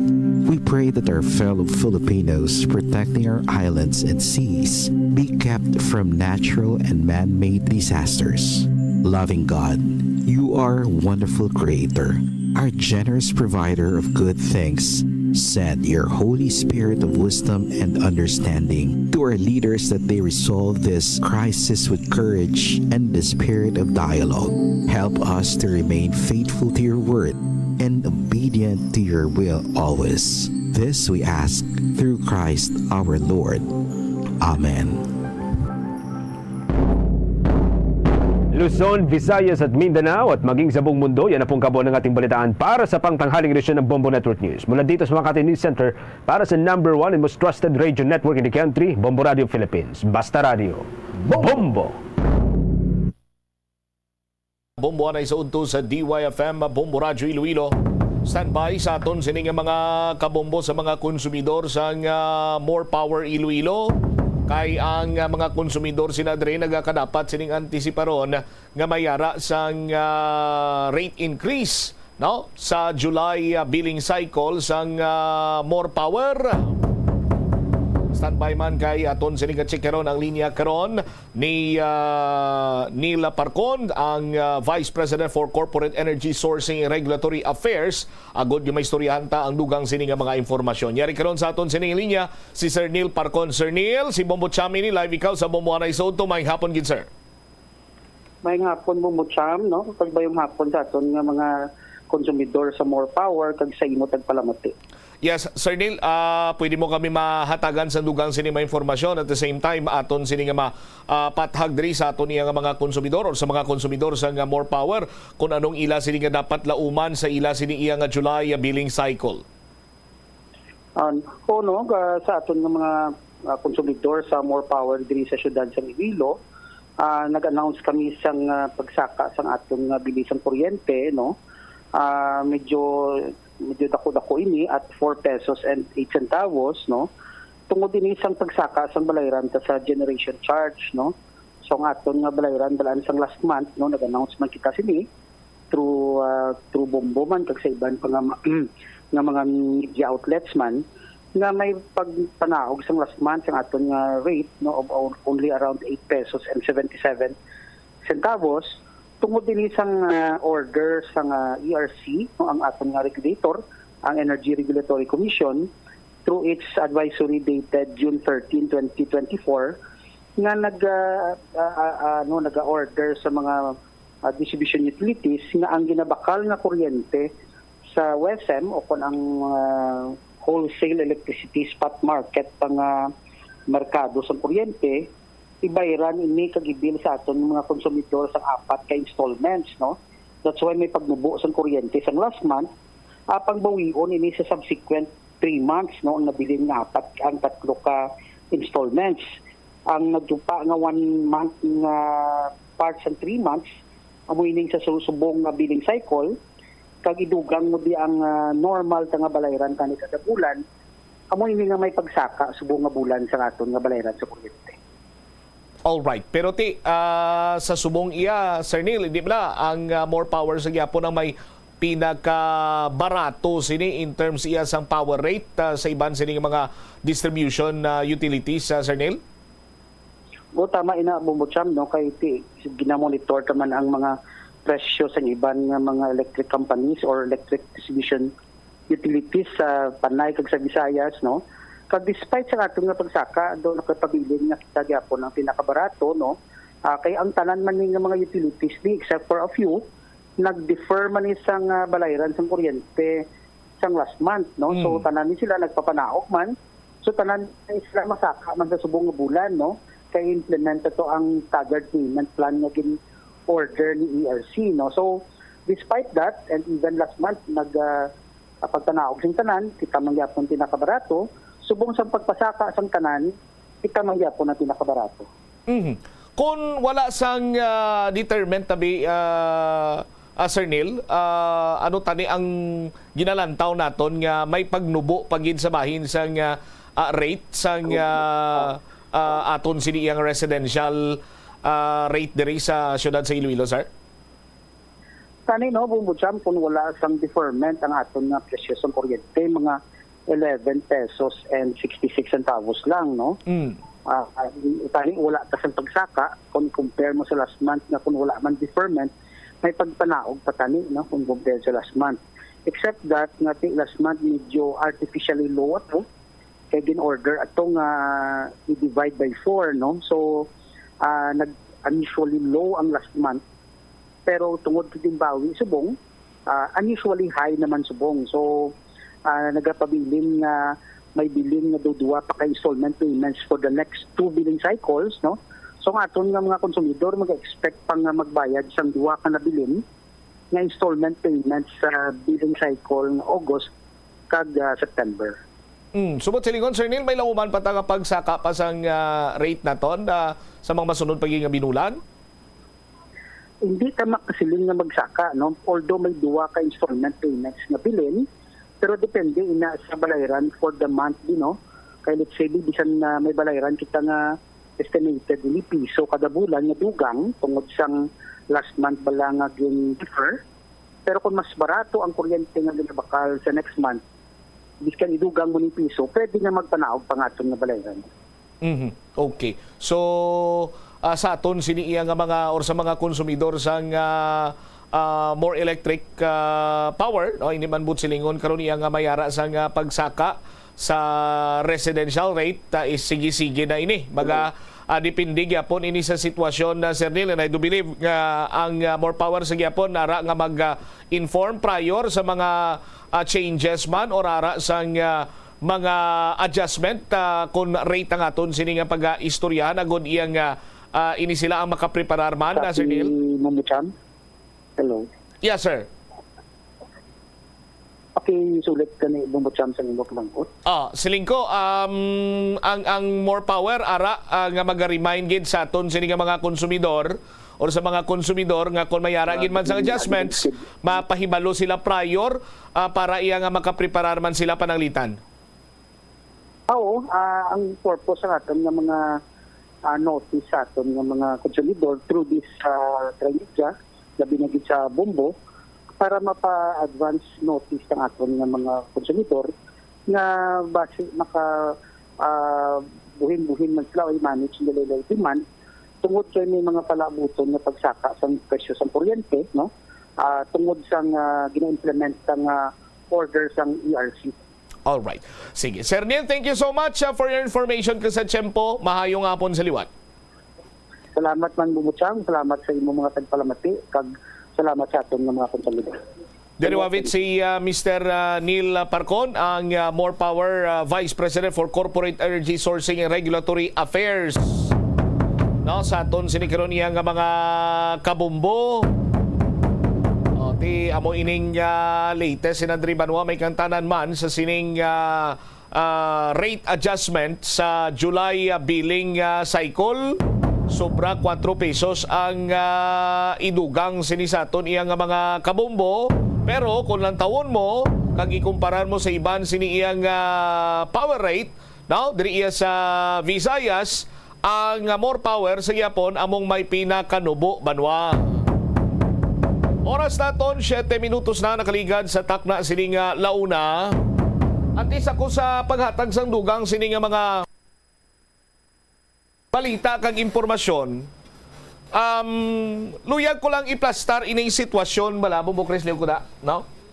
Sitwasyon diri sa may ano na ganing area diri sa may kilid ta dio. Basta dira na da ang ano mo ang Santo Santa Maria Catholic Church, subong Ateneo Church na tawag nila or chapel. Anyway, kung makita ninyo sa aton sinima kabombo, basi kung pwede ta pa masulusumin gamay, hindi lang kita sure kung anong hilikoton activity dira. Kagina sang aga sandigman sa mga ginpadala diri nga mga laragway kag video footage sa nga aton sining kabombo, no? Kay ila sina notisyaran kunti inang area sinadra magtimbang area is pay parking area mo, on road parking pwede na dira, no? Ang mga naga-park dira nagabayad sa aton sining mga kabombo. Now may man nagahilera sini iya nga fire truck o iya ka Fire Federation, kunya ko magsala. Tapos may mga nagasugpon sini iya nga mga salakyan sa likod tubtob dito sa punta sa aton sini nga mga kabumbo.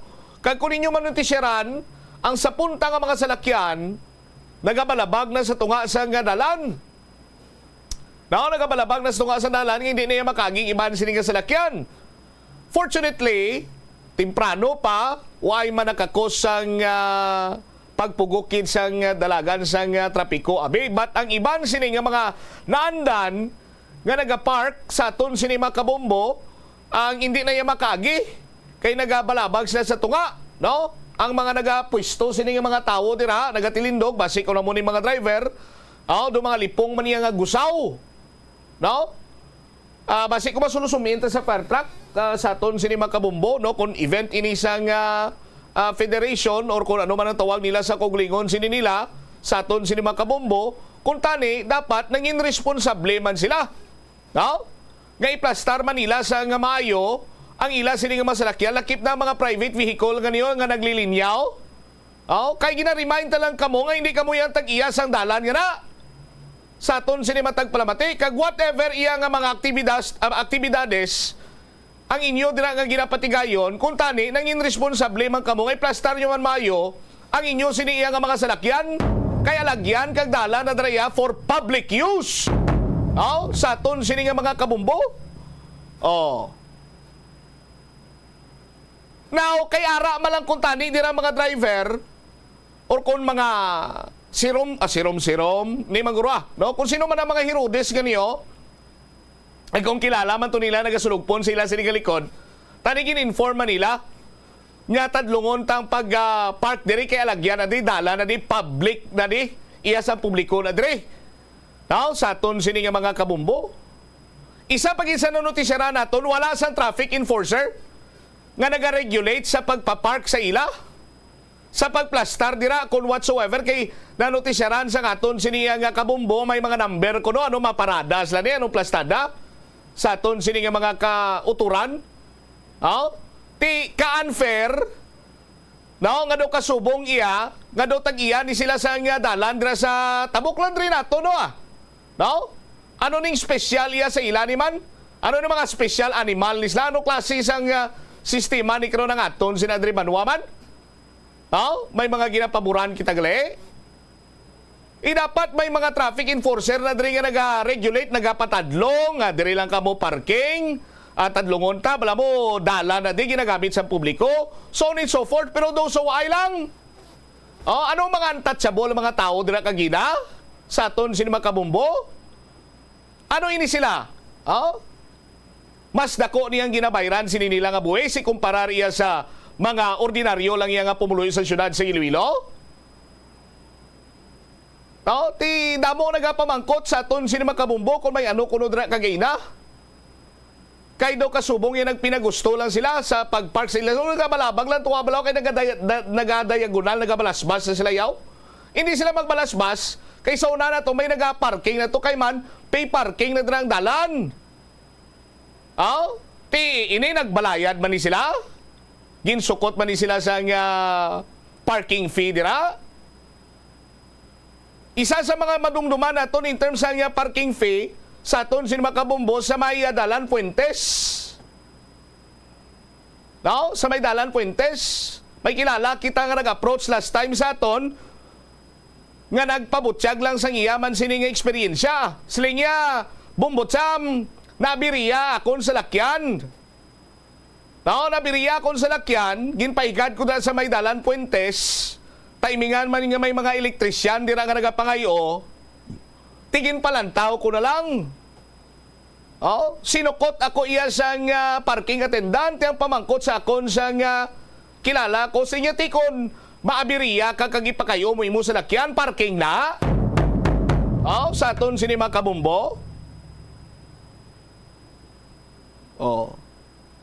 Sa liwata, kung may mga aktibidades kamo diri sa syudad sa Iloilo, coordinate man kamo sa Traffic Management Unit, sa Iloilo City Traffic Management Unit. Ang head rabla, retired colonel, si retired Colonel Garbanzos. Coordinate kamo dira sa ila. Kung event ni sang Fire Federation, sa aton sini nga mga kabumbo, coordinate man kamo tani, hindi kamo magpinagusto. Nga kung magbalabag na lang kamo riya sa inyo sinima salakyan, okay lang. Kaina nga lugar, iya sa publiko, kag pay parking na dira, kag damo pa kung tani makaparking dira kung gin plastar lang sang maayo, nga makaagi, agod iya nga makaparking sa ila sining salakyan. Tikita man na kina sa mga tao na nga nagatrindog, pero ng mga tampuhaw, duway sing labot.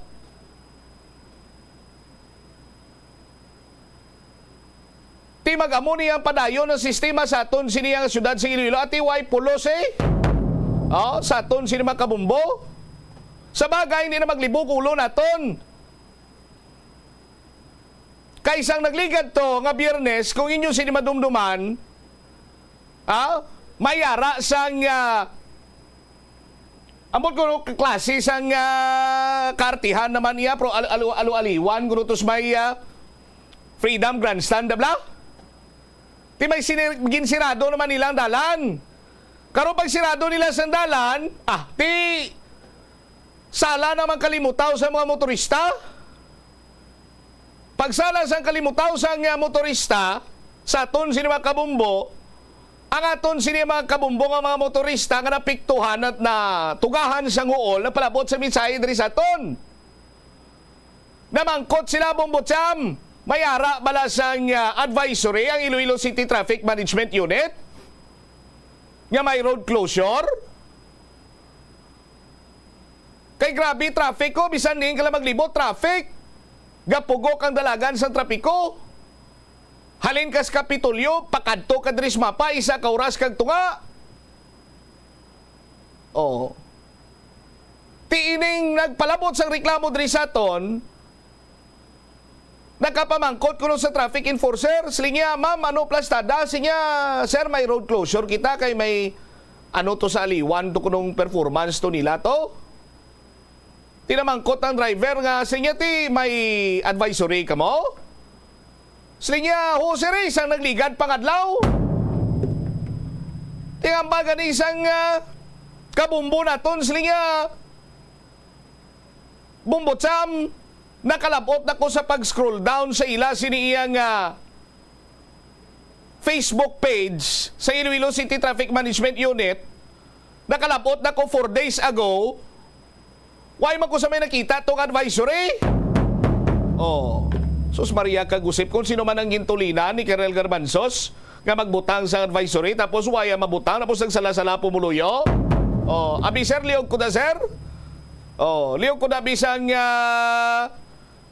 mga tinawo mo sa aton sinimang kabumbo kay dubukot mayad na karon yang sitwasyon naton no? In terms siya sa pag-manage sang traffic, tiyamakon mo ka may event diri kagina sa may area diri sa mapa tabok na no na nga Ortiz o kung ano pa na nga sakop na da sang dalan. Waya sa traffic enforcer? Oh, ang mga lampingasan niya nga mga konsanday sino man nga mga saay isang taon nagpinagusto man sila kaparto sa ila sa lakya nga daw kasubong sila tag-iya sa dalan. Por Diyos por santo. Oh, 17 minutos na nakaligad sa takna siningalaw na diri sa palatuntunan na bumbuhanay sa unto. Liog lang ko plus start lang sa mayo kaya unfair iya sa mga nagabayad dira sa pay parking nga ang iban sini nagulungot dira kay hindi nakaagi sa alagyan kay nagabalabag niyang pang park nila idog-idogabla bumukres para makita nila kung ano natumod ko nga hindi na magyan kaya sa punta to tuwabla sa unahan to may may ato may nagabalabag paging isa kas lakyano kano pag-agi mo na drabe sa aton sinima kabumbo kay way man sa traffic enforcer dira nga nagadilher sa nga kundi ka pwede kagi kag kung hindi kundi nang hindi pwede magyan. Sus Maria kagusip po. 18 minutos sa nakaligad sa takna sininga launa. Sa aton sininga panumbalik ka Banwa. Speaking sa traffic sa aton sinima kabumbo. Istoryanta na tabo tos lubok kay ginpisa-pisa diri ni punong barangay Arnel Asturias ang pila ka mga ahensya sa nga gobyerno naton unit nga ila main concern kung tani ning pagpangdakop no sa mga illegally park nga trailer truck dira iya sa may area sa Mansaya Lubok Road. Balikan tayo matapos sa bila ka-importante nga mga panumdumoras naton. The Farmers Bazaar, your traditional public market with the touch of Plasuelados, ang isa ka lugar nga gintukod sa tion kag sa kasagsagan sa COVID-19 pandemic nga may tinutuyo nga maghatag sa imo sang safe marketing experience. Subong nga ang COVID-19 hindi na gid man dako nga pamahog kag nagapakadto na kita sa next normal. Rest assured nga ang Farmers Bazaar will further evolve agud nga magpadayon sa paghatag sa inyo sing satisfying marketing experience. The Farmers Bazaar sa lower level tara na pahamtang ang fish, poultry kag meat section para naman sa inyo mga kinahanglanon nga prutas Utan kagiban pa, magbisita sa upper level, pinaagi sa paggamit sa hagdanan o kon sa pagkadto direkta sa parking lot. The Farmers Bazaar, your traditional public market with a touch of Plazuela Dos.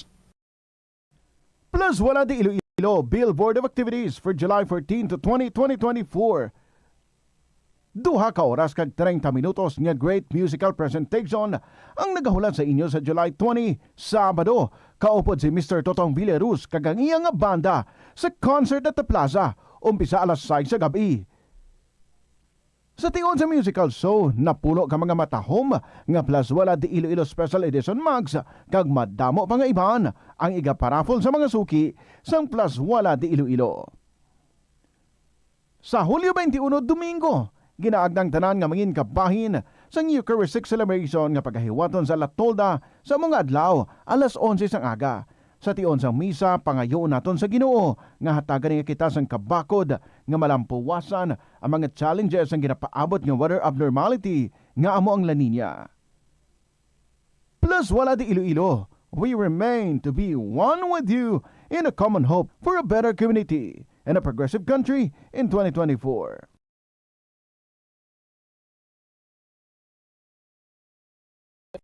Yari nga mga epektibo nga pamaagi agud mapabilin nga safe ang pagkaon sa imo pamilya.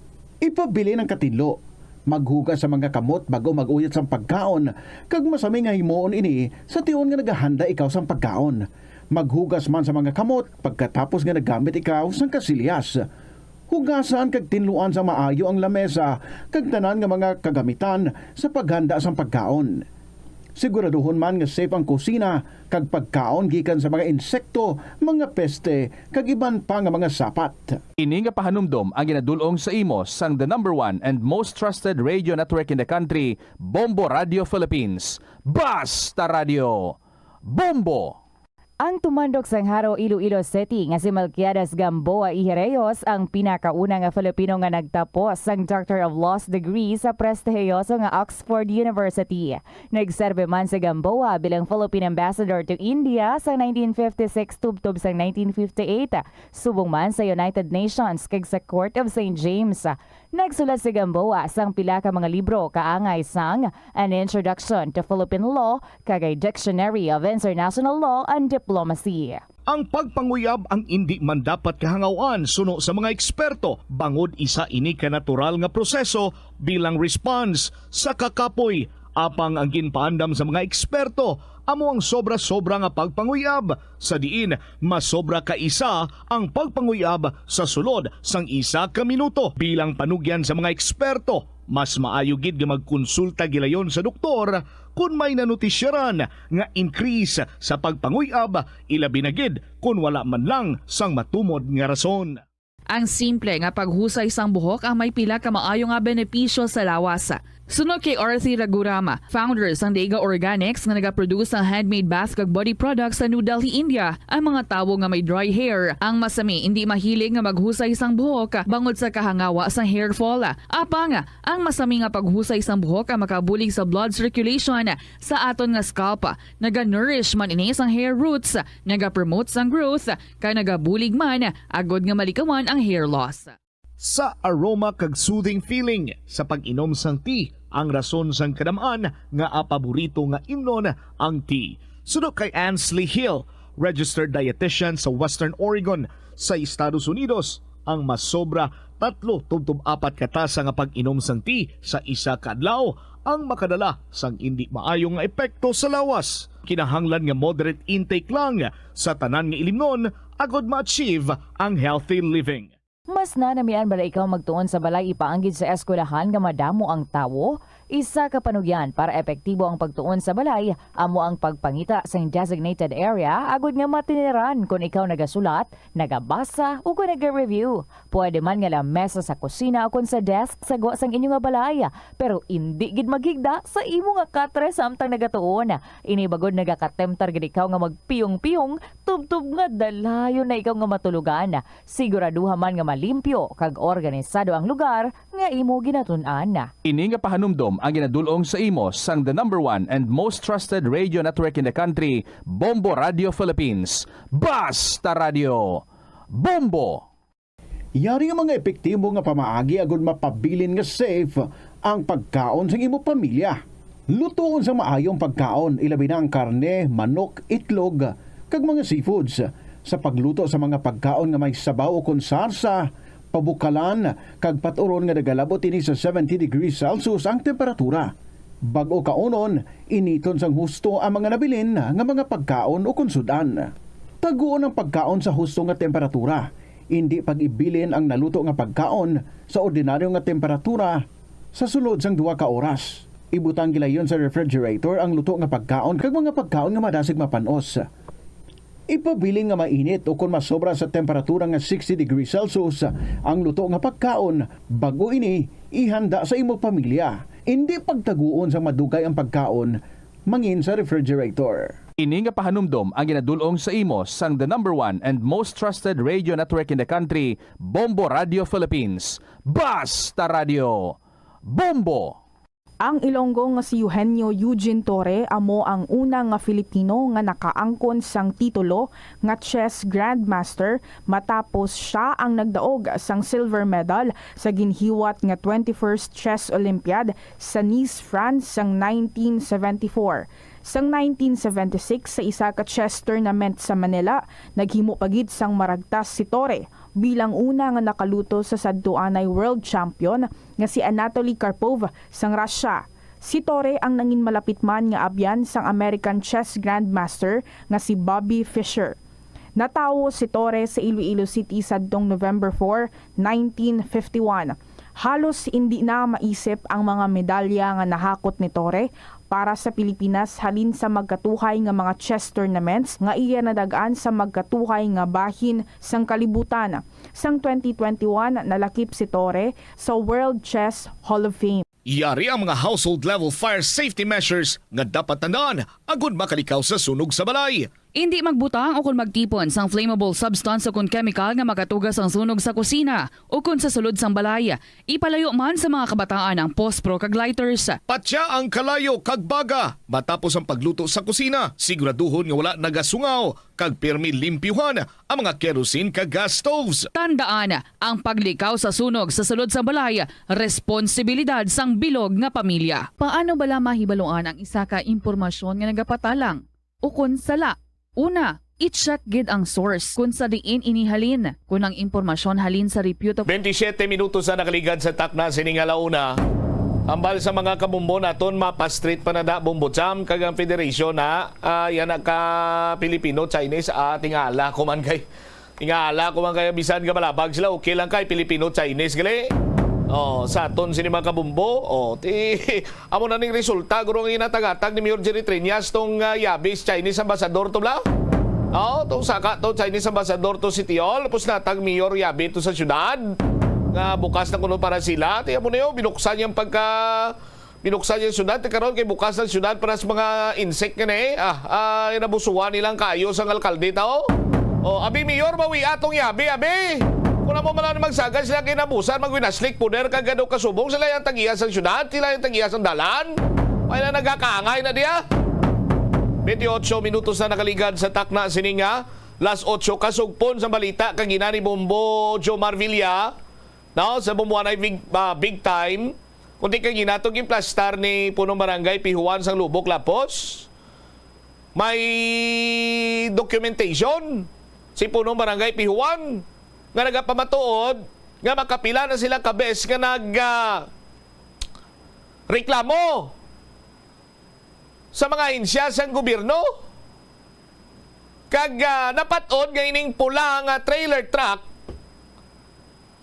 nga mong ginsuhutan to sang bata ni puno ni barangay Kagawad Cabral nga intunahan sa iya kamatayon bulan pa lang sang Mayo ara na daya. Hindi lang yung siling iya nga nag-deliver siya nga bangod kay nag-unload siya sa iya sining mga kargamento da. Ginimo ina niya nga parking area, ginimo ina niya nga motor pool ang kilid sa dalan.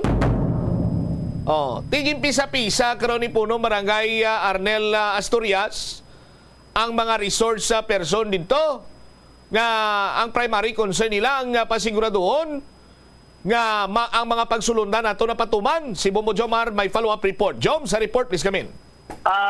Bombo Champ, nangin mainit na rin ang sabtanay sa tunga ni Punong Barangay Arnel Asturias. Nagapungko karon bilang ABC President sa Distrito sa Lapos. Kag sa Traffic Enforcement Unit Head, Police Lieutenant Colonel Itan Istaya, matapos kani nga natukiban nga sa toto sa gin-present nga dokumento ni Punong Barangay Pancho Bihuan sa Lubok Lapos nga sang June 18 nga nagpadulong dira ang team sa Traffic Enforcement Unit nga naktuhan mismo nga ara ang presensya sang sining trailer nga may karga nga pula nga container van nga mo man ang nabungguan nga container van sa sining bata ni Kagawad Gabral dra sa Baylubok Lapos nga gitunaan man sang iya sining kamatayon. So nangin question to kay na sang kapitan kung nga why sang may natabo abi nga apprehension sa sining mga trailer truck nga nakapark sa higad sang dalan diri Bobotsam nga kung paano nga kung apprehenda nito wala na natabo nga ti dito nakabunggo ang ining nasambit karon nga biktima ang gitunaan sang iya sining kamatayon. Hasta nga nag-question diri si Puno Barangay Asturias nga ti isang time nga nagpatigayon kay minado man ang Traffic Enforcement Unit nga ila doya tinawo nga nagpatigayon sang clearing operation. Tigin question der ni Cap Asturias kung nga why gin apprehend kag kung nga why gin call ang atensyon sang tagiya no kay ti halin June 18 na abutan pa July 14 nga raman gyapon June 18 hindi kay Mayo. Joms, June 18 ara na nga daan hindi kay May 18. May 22 Bombo Champ ara na nga daan pero sa June 18 napicturan gid nga ang pulis ara kag ang container van nga kolor pula. All right, sige padayon. Dogin justify pagito nga ti in fact ara ang presensya sa Traffic Enforcement Unit. So ang pahayag no sa battery ni Police Lieutenant i-clarify na lang Joms no, pero pasensya nga nagasalot ko sa report mo. I-clarify ta lang Traffic Enforcement Unit sang Iloilo City Police Office. Kay base mga base la balagron Traffic Enforcement Unit sang syudad, Traffic Enforcement Unit sang Police ICPO. Yes. All right. Proceed. In short, TEU, no? Dari Bobotsam, ang head nila si Lieutenant Colonel Itan Istaya. Ang patag ni Istaya, nga that time, wala sila sang may gitikitan kay why sang driver. Only ang nakita lang dito, amo ang trailer nga may karga, nga pula, nga container van. So ay isang driver nga ti amo na dapat ang iisyuhan sang ticket. So magluwa sinagin follow-up question pagid ni Cap Asturias nga kung paano nga why gid nag-initiate abi no ang pulis nga kung paano nga ti kung why sang driver why nabi sa pamagi nga iban agod nga makol pagid ang atensyon sa driver sina o kung ang tagiyabi no sa trailer truck dire Bombo Champ kay suno kay Cap Asturias after sa natabo paano nga tin na identify gani kuno mo ang tagiya na sini sang trailer truck after na sang natabo pero sa kuna to sang gin operate nila at ani amo man ang ginhimo kag gin call out ng atensyon daan sa tagiya kag nakuha na da sabay na sambit nga area. In short, kung sa diin nga may natabo nga disgrasya, ado dito pakunungan na nagparik-parik ang Traffic Enforcement Unit agud nga identify ako sino ang tagiya sino nasambit karon nga trailer nga may karga nga container van. Aribla no ang nangin kabahin sa sabtanay ni Puno Barangay Asturias kag ni Police Lieutenant Colonel Ethan Estaya. June 18? June 18. Ano ni sila mga pulis? Pulis na, pulis. Hindi ba mga pulis ni? Traffic enforcement unit, sir. Under say mo? Yes, sir. Okay. Ang question, sa timpo nga ara ka modera ang imo tinawo, nagtikyar ara ina nga mga truck, nga gina-alleged obstruction santo sa imo investigador nga istorya ko nga ginhambalan ang amay nga kwaon ang motor kag truck kay obstruction. On that day, sa nag-abot ang imo tinawo, hindi nila nakita, wala nila madeterminar na that is obstruction, but hasta sa July 14 nga natabo nga ara dira gyapon. Anong gihimo sa imo nga tinawo? Road clearing from some drug area until sa coastal and planet. As per instructed by our city mayor during our courtesy call with our city director sa City Hall. Ang mga operations ngayon na sir, upon naman na sir ang SOT sir sa ICTMU. Kaya road clearing kami. Pero sa ganyan sir, sa isa na ton ka challenges sa ginambal ni Sir German Sosman. Nga mga trucks nga may driver ara sa area na sir, madakop ka sila basta may driver. Ang truck na sir na nabungguan sang motor sang July 14, trailer na sir with container van. Container van, wala driver, wala sang prime mover na maguyod sa iya. Pero sa ginambal ni capture since May 22 ara na sa area. Ara sa area kasi. Wala sang truck nga maguyod na. Yes, sir, okay. Wala sang truck tungod wala kang kabalo kung kay sino ina. Yes, sir. Okay.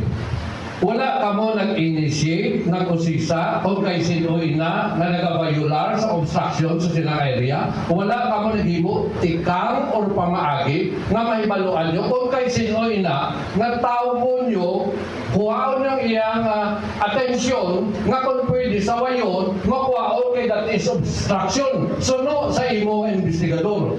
Ang amon sir nga mga motorcycle kapwan sa maganda clearing na sir. Nag-coordinate siya sir sa mga establishment sa palibot sa may mga nag-park na truck. Ginapamangkot sir kung ilan ni truck para nga kung ila kuha ta. Pero dalawa naman sir pag-abot sa dinakpanay, mambali, wala nila kailan para hindi nakikita na ilang driver o kumadakta. Pero karoon na pala nyo na kung sinong tagiya? Yes sir. Oo. Nabalaan nyo na. Kaya may natabo na. Santong sa nagliga, wala sa may natabo, why pa kamo kabalo kung sinong tagiya? Kamu lang dari isang saglanon? Yes sir. Very good. Thank you.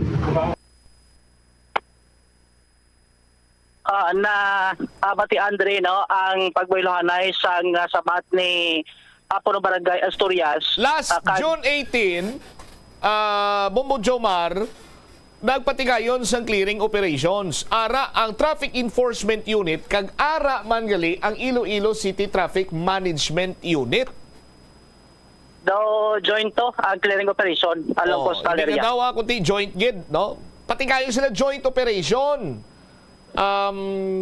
Tapos ara man ang tinawo sang ara man ang mga personnel sang ICTMU pud sila sang TEU, no? So ako maglantaw sini personally depende sa mga kabumbo naton pero ayop ma-agreement sila sa akon, hindi lang niya katungdanan solamente sa Traffic Enforcement Unit, ara gali dira ang Traffic Management Unit, ara tong ila sini nga presensya gali.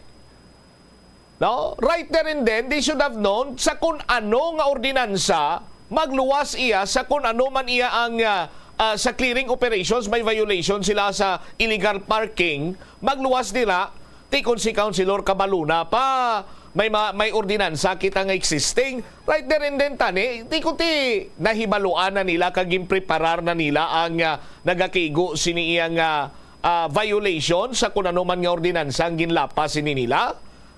Now, naobrahan na kung tani nila ni isang report kag June 18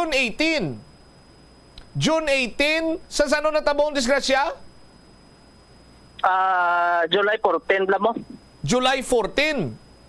Apat na lang kadlaw, maisa na kabulan. Since nga nag-operate sila, wala gid iya sang report from Iloilo City Police Office Traffic Enforcement Unit, from Iloilo City Traffic Management Unit, or kung ano man nga lihok abi to reprimand, to call the attention sang tag-iya sini kay kumo wala sang driver, trailer truck na lang, why na dayon?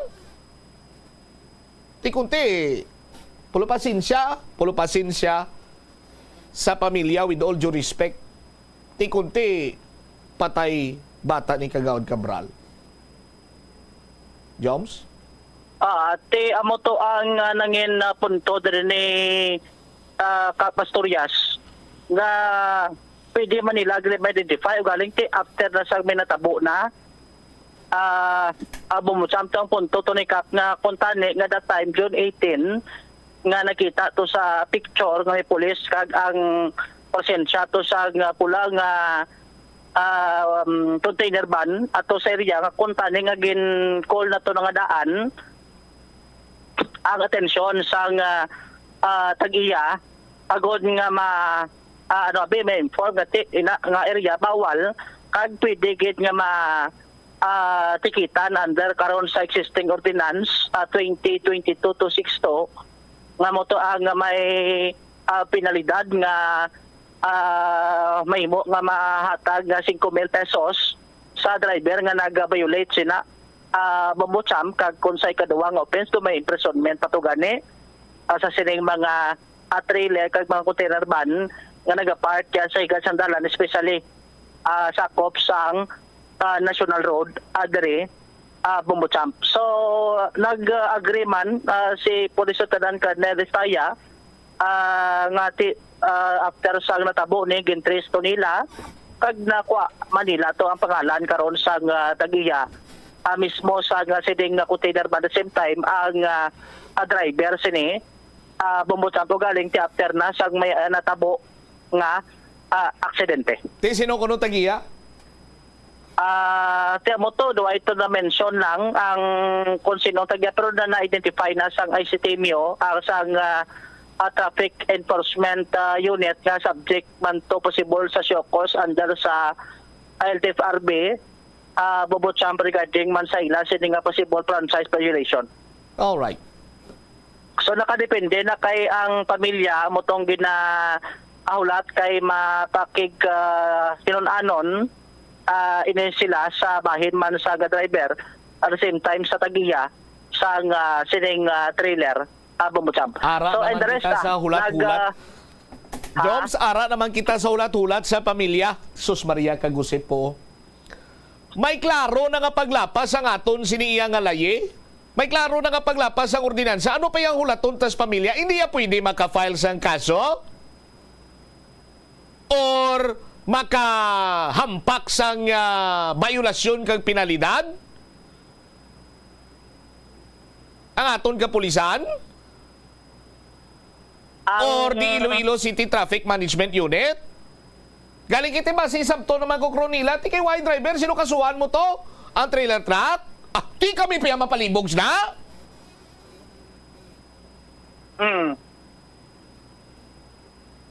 Kamo na ang isa dira karon sa concern nga may mo kung gusto ho no kay tinay mo ganing nga identify na after sa natabo ka siya why man to driver tiyo di kang garoya katanda sa imo Bumbujumar kung gusto gali nila pwede sang June 18 ano plastada to hindi nila gusto for compliance only nga kuno abi nag-operate sila sa illegal parking kag sang road clearing or base isang June 18 to pagkapit sa 19 or June 18 mismo sang sirom-sirom na base kung may nagbalik to kag prelyog lang ko na kay Sero for the boys niyo dira lang alay blamuti way tabutangan sang trailer truck tada sun semana may kargamento way naman ada base mo na Ate, amo na ang isa dira sa mga palamangkutanon karon kung paano nga doon balik-balik dira sa Benasambit nga lugar. Tiya mo nang gin-raise to nga concern sa kung gina-implement ani sa Mayo ining ordinansa karon. Medyo sakit-sakit managi yay makon mo multahan ka na 5,000. Motor. Pero ang kung tricycle nga pagalpalon, kung single nga motorsiklo nga pagalpalon, kung tricycad, ginapaparada sa bilog nga syudad sa Iloilo, ginaguyod. Galing kitiway man sila sa ginuguyod sa trailer truck kami mo. Bilang-bilang yung sistema to niyo. ang sa may asesyo do mo ning pang clamp galing ti do gamay malang to do mga multicab malang to pwede nila to atoto pero madlago ni do hindi nakasarang no bubot samti mo nang gin arresto nga concern sa inquiry putol duha ka abogado sa attorney Cabaluna kag Attorney Robert Doron aton sa Digabang City Councilor nga kuntani kay bisto sa kay kapitan sa may Mansaya sa pagkabalo niya kuno ginapang ticket lang to tag 300 ang ginapataw na violation sa mga obstruction. Joms, pasensya liwat, anong tawag sa pagsinapol nila? Inquiry. Abo! Inquiry! Tahom-tahom ba? No? Kung pagkaon nanam-nanam eh. Di tahom kay damo sila to mo. Kulang kilala ko pa. Inquiry pagad. So muna na ang anangin senaryo kag test ka doon na amat-amat na plastar diri bobotsam kag siguro ti ma-implementar na sa Mayo kay ti minatabo na mo ang ginresto nga concern ni sa may Mansaya Portillosa nga suno sa iya ang ginapata ko ng mga violation mga obstruction lang ati ang iban ginamultahan lang tag 300 ti ang gin-question to sang city councilors why not nga ti why gina-implement ining existing city ordinance nga at hagid nga ti ang ining mga trailer, mga container van ang ginabawalan niya magpark sa National Road. Kung sa diin ti ang nag-violate sini, mahimo nga magmulta sa 5,000 pesos. Kagay kaduwa, possible imprisonment kung ma-adak panliwat nga illegal park adra sa Benasambit karon nga area, Bobotsam. Ti kung trailer lang be? Joms? Kung trailer lang be? Why driver be? Sino preso nila? Ati i-locate gid ko sino ang driver kag duha to mo driver kag tagiya. Ang nasa ato sa ordinansa kami himo karon nga makapatubang sining penalidad. Ti Bobotsam. Mahimo na ihan nila? Ati kung paano kay do amo pamalaning nga do na identify kay may natabo mo. Nga aksidente. Basa magamuna? Basa? Mangkuta ko nga basa? Nga man. Ti istorya dalom kugon magulan katulo. Basa? Amo na ang mga senaryo. So we hope kay sa bahin sang ICT may commitment man to sila nga mapa-plastar man sa ila sila nga mga personnel pero pa na no do meeting pa sila kay bakay-bakion man kuno ni Kadra Gabanso sa sining matinawo nga deploy dira sa area agod nga ti alikawan na gid no ang ining pag-on-road parking adra sa Sambit karon nga diya Bobotsam. Ang ordinance ganito, Joms, ano ganito, liwat be? 2,000 ano ganito? 2022-262. Amo ni siya ang ordinansa nga? Bawal sa pagpark sa National Road, especially ining mga trailer. 2022, kada may trailer truck, magpulo lang. Kag may bulanan nga 10,000 Si Pablo Bukres, 12. Sa isa ka tuig, 12. 12 kabulan. 12 man ka 10, 120. 120 times 2. Wow, 240 man ba? Mayo kung lang eh. Kung mag-15 mil ang bulan, trailer truck, negosyante, dako na mo kwarta, basi 20 ang bulan, 12 ka bulan, 12 times 20, bubukre si Lugo, pila? Nahinay ko lang akong tingog, kayo kita-kita lang istorya diya. 12 times 20, 240, 240 times 2, 480 ba? Ito nga man milyon ba? Joms? Ara ka pa na? Ara ka pa galing, Joms? Joms, thank you again. Salamat. Alright. So muna, no?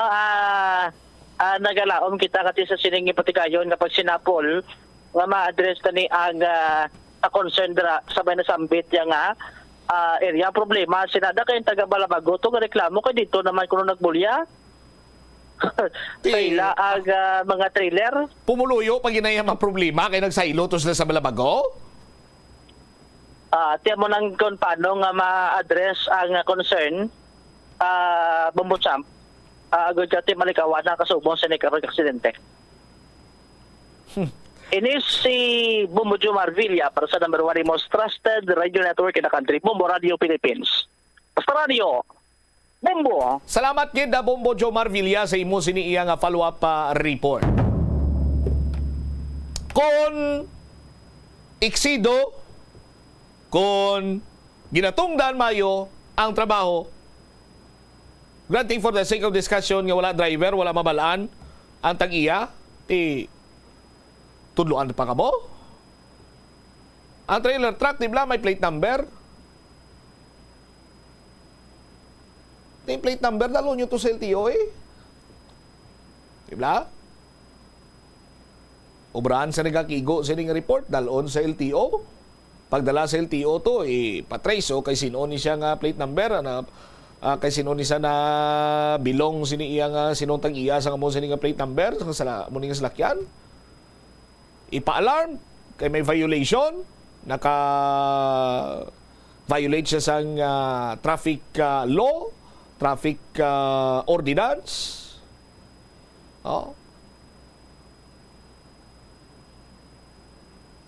Pagkakita kung sinong pangalan, katuan, ipabalo sa ilang agin pa-alarm do yan siningang salakyan, trailer truck, kay naka-violate, naka-amo sina. Tapos taning istorya. Ang pamangkot naton sa matandaan kag sandig sa documentation ni punong barangay Pihuan. Bulan pa lang sa Mayo, ara na dira. June 18, nag-operate ang Iloilo City Police Office Traffic Enforcement Unit kag joint operation with the Iloilo City Traffic Management Unit, and I do believe ara ang assist ara man ang public safety. Pero nagaprangka ang city government, nagaprangka ang ASISU, nagaprangka ang PSTMO or ang public safety, nagaprangka man ang traffic management unit nga why sila sang vehicle nga makabutong sina dira. So kung wala sang amo sina, ano pa ginang mga medyos posibles? Sa aton sini matagpalamati. Amo sa to kantuan ang tag-iya, istoryahon, kag ipakwa na dira sa iya. Ugaling kiti mapinot kidyang sitwasyon sa aton sini nga mga kabombo kay ti ko mo na lang hambal nila kung gusto damo pagi. Kung hindi gusto ay damo balibad.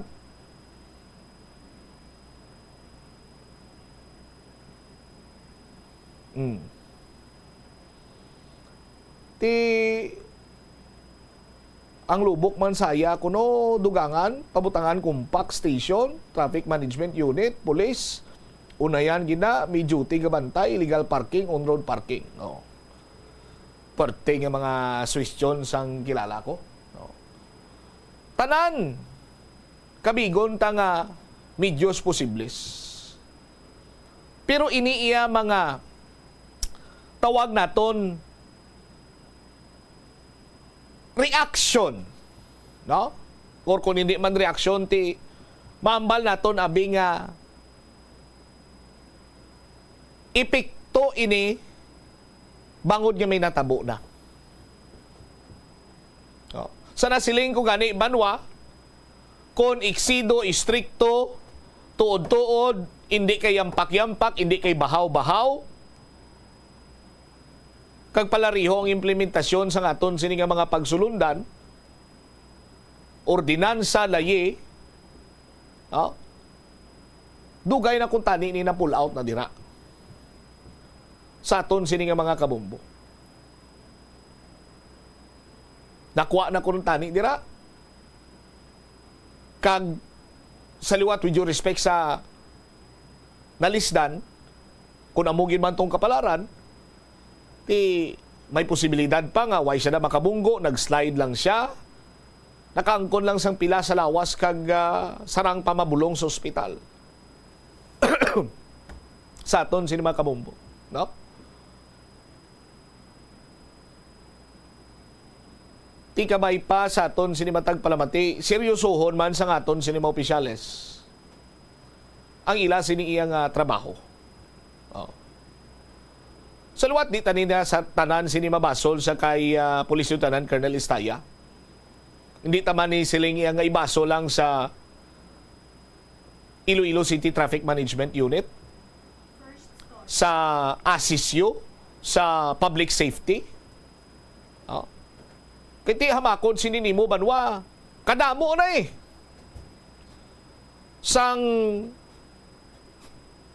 ahensya or resources sang gobyerno nga kung tani nakapangita sang pamaagi kay kabakod iya sang violasyon, pero daw kasubong iya nga gin tolerate kagin patumbayaan kag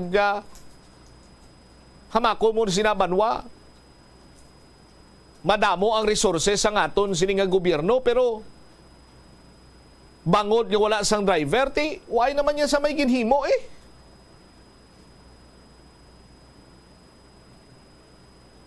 ang mga tao sang gobyerno, granting for the sake of discussion nga nagpuro pamangkot sila, why sila ginsugidan sa ngalan, wala naman dayon.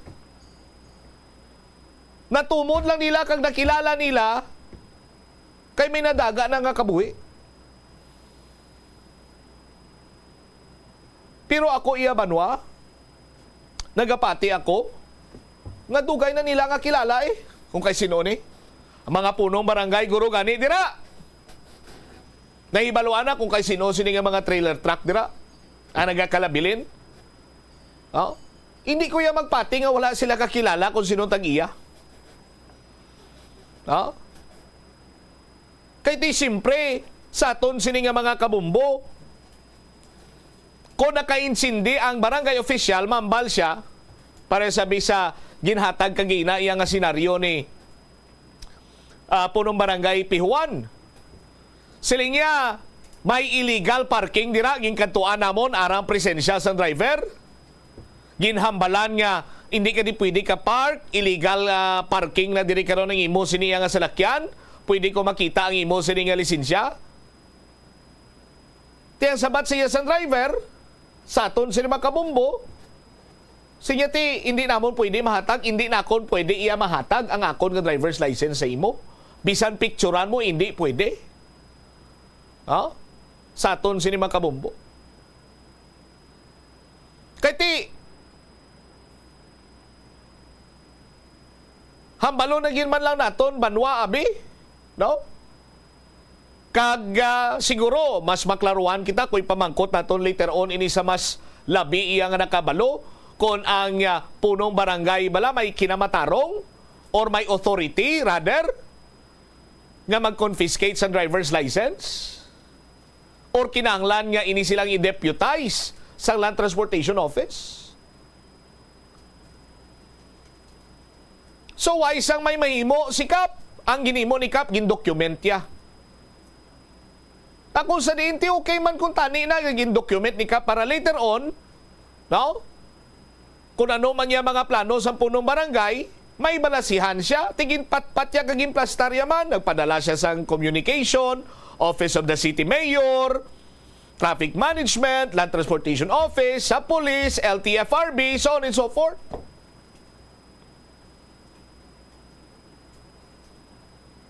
Kabalo kakap kung ginano nilang communication mo to, ginstampahan lang nila kaging sila receive.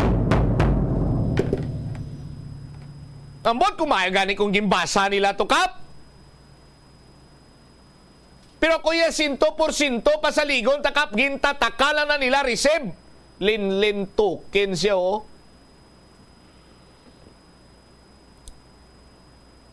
Kay kung ginbasa ina sang ginpadala mo sang sulat,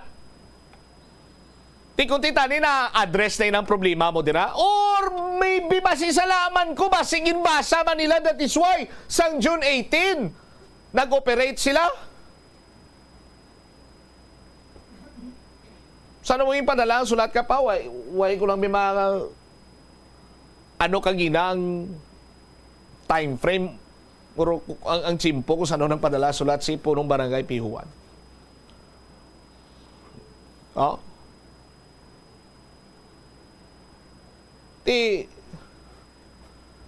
Sus Maria kagusip po.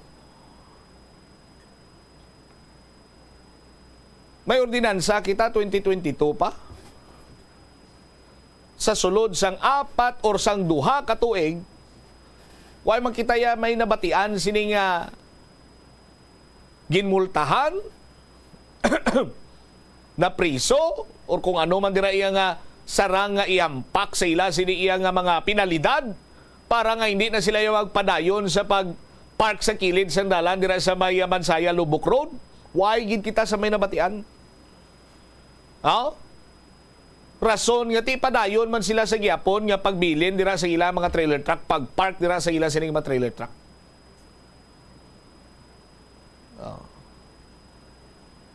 Ti subong may mga inquiry na. Yudi. No? Grabe. Inquiry again. No? Sos. Oh.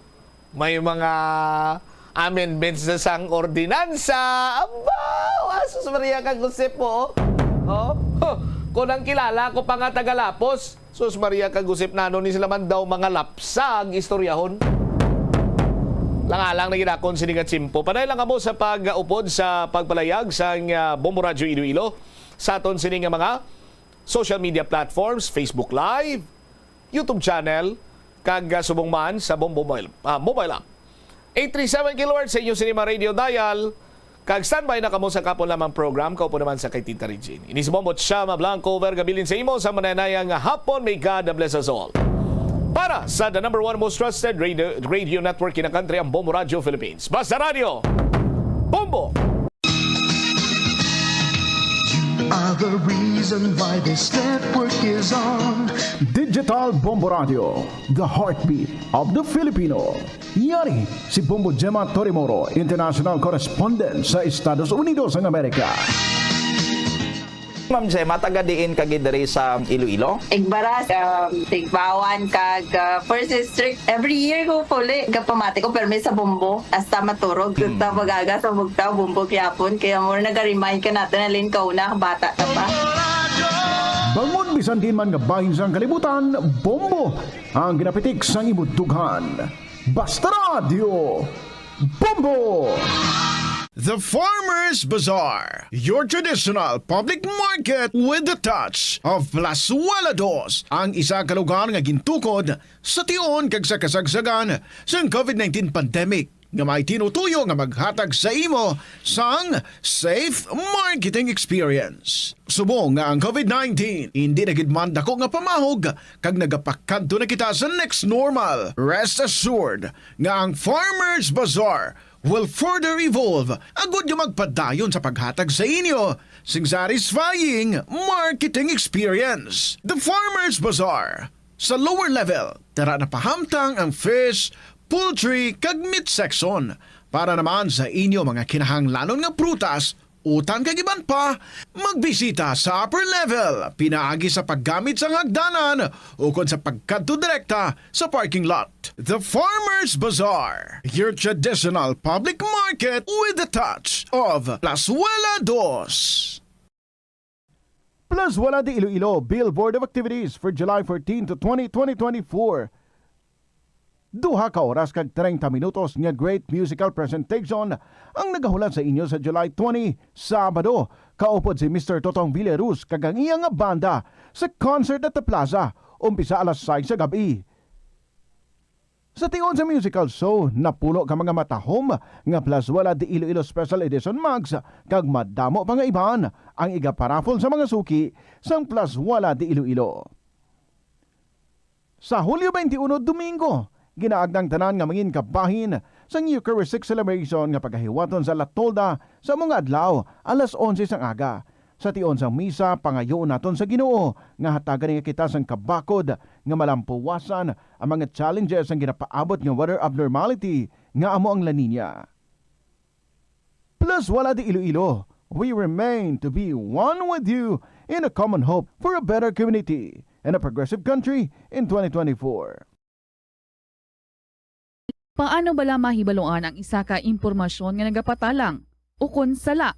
Una, i-check gid ang source kung sa diin inihalin. Kung ang impormasyon halin sa reputable news outlet, makit-an ini sa ilang website.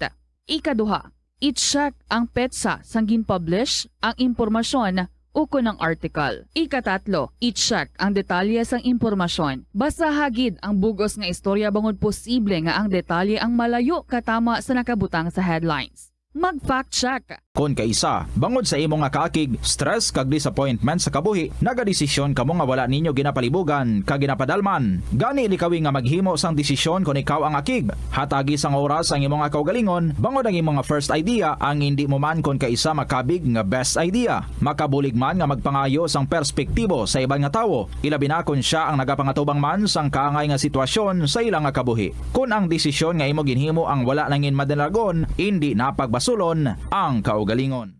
Ang pinakaunang international bank sa luwas ng Manila ginbuksan sa Iloilo sadtong 1883. Iniamo ang Hong Kong and Shanghai Banking Corporation o kun HSBC. Tuig 1875 sang una nagbukas ang branch sa bangko sa Binondo, Manila. Kag April 2, 1883 sang nabuksan ang una nga sangay sini sa Iloilo. Una nga nagtanyag ang bangko sa mga financial services nga nagpasanyog pa sa industriya sang kalamay sa pungsod. Kag sang ulihin nagfinance man ini sa pagtukod sa mga railways. Naghatag man ini sang ayuda sa mga negosyanteng Ilonggo nga sulod sa import kag export industry.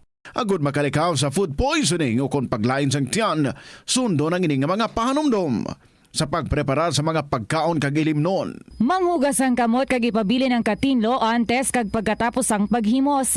Kung nagamasakit, likawan ang pagpreparar sang pagkaon para sa iban. Siguraduhon nga naluto sang husto ang pagkaon. Kung mahimo, kauno ng pagkaon samtang mainit pa. Siguraduhon ang katinlo sang pagkaon agud ang selebrasyon mangin mas malipayon. Kagasto gid bala sa imo adlaw-adlaw kag feel mo gid pirmi ang petsa de peligro bangod nga wala na gid unod ang bulsa. Gamita ang imo bulanan nga spending habits, amo man ang imo bulanan nga take home pay agud nga makasat ikaw sang budget nga imo gid masunod. Wala man sang pulos ang istrikto katama nga budget kaangay sang indi gid pagkaon-kaon sagwa. Apisar nga naandan mo na nga naga-take out ikaw 4 ka beses kada semana. Sa malipot nga pulong, himo ka sang budget nga nagasanto man sa imo nga lifestyle kag spending habits. Dapat nga himuon mo man nga inspirasyon ang imo budget para makaangkon ikaw sang bag-o nga mga hobby, kaangay abis sang pagluto sa sulod sang balay. Ini nga pahanumdom ang ginadulong sa imo sang the #1 and most trusted radio network in the country, Bombo Radio Philippines. Basta Radio Bombo! Kung sa imo pagbugtaw, magpalanakit man lang ang imo lawas, basi hindi ka naman namian magtulog. May panugyan ang pain medicine specialist nga si George Gergis. Simple lang. Una, maglikaw sa pagkaon nga nagapromote sang inflammation. Piliun mo ang madamo nga utan, prutas, whole grains kag seafood bangod ginapataas sini ang antioxidants nga nagabulig sa pag-reduce sang inflammation.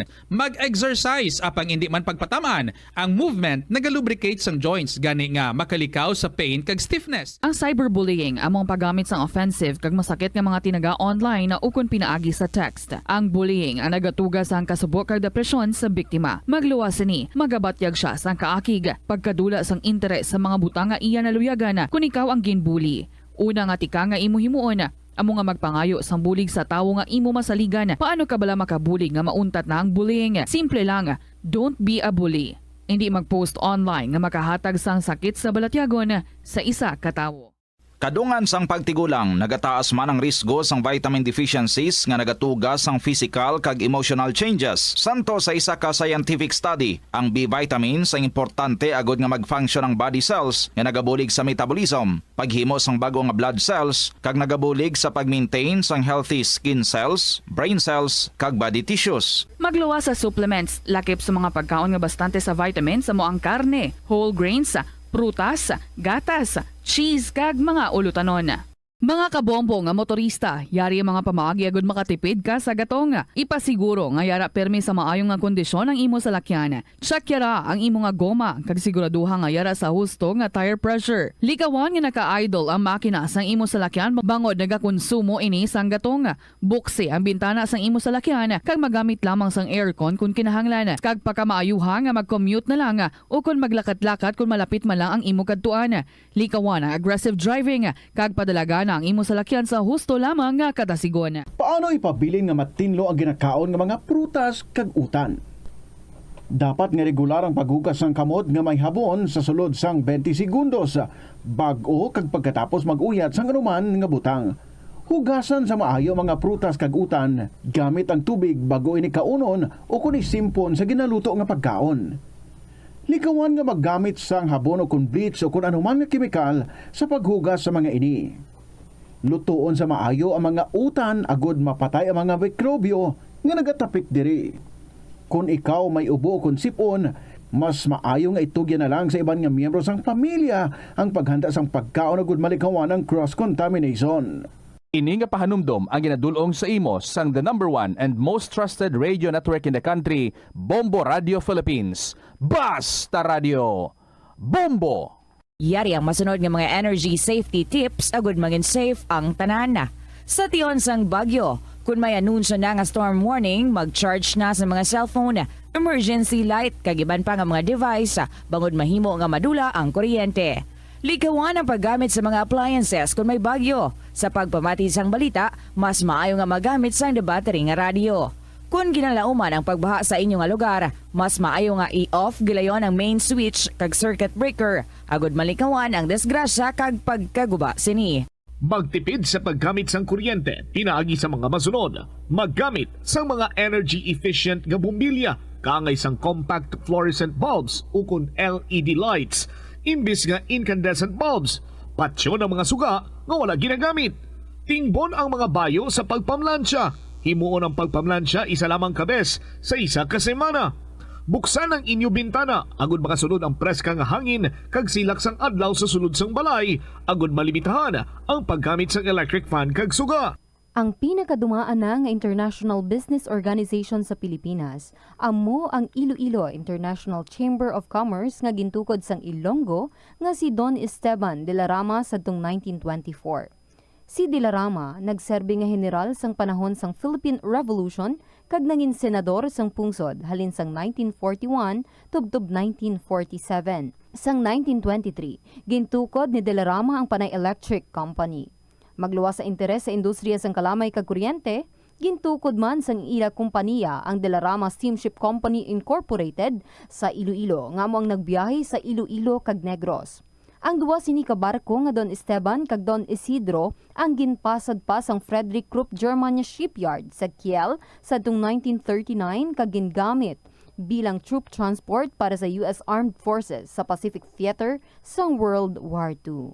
Masami bala nga nagabiring ang imutiil? Suno kay Dr. John Hubert Pua, isa ka orthopedic surgeon, masami nga mabatyagan ang cramps sa idalom nga parte sang lawas. Apang mas delikado kung masami mo ini mabatyagan sa ibabaw nga parte sang imulawas, kaangay sang kamot, bangod posible ini nga palatandaan sang mas malala nga balatian, kaangay sang sakit sa tagipusoon, diabetes, kag hypothyroidism. Nagpanugyan ang doktor nga ang pinaka-epektibo nga solusyon sa cramps amo ang stretching exercise tubtub madula ang pagbiring.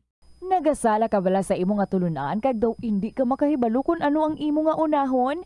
Kung magtuon ikaw, siguraduhang anay nga nakakaon ikaw sang maayo. Agud Ito ang Bombo Radio Philippines. Fully digitalized. Numero 1 sa balita, komentaryo, drama at serbisyo publiko. Bombo Radio Philippines. Bombo Radio Philippines. Ang inyong #1 at most trusted radio network in the country. Basta Radio Bombo! Good afternoon. Maulanon nga hapon sa inyo tanan mga kabombo. This is Tita Regine. Welcome sa kahapon lamang program. Feeling ko smile ka mo daay. Kaya nga buta ang inyo nga mga drums. Kang mga bulutangan sang tubig, sa mga tubig. Halin kahapon, wala untat ang ulan-ulan. Happy ka mo ay, di ba? Huwag ka mo nagpulaw kagabi. Very nice. Very good. So, I hope namigid ang tulog nyo last night with the rain. Kulang ang atong nga panahon. Plus, confident kita. May ipaligo kita pagka next day nga tubig.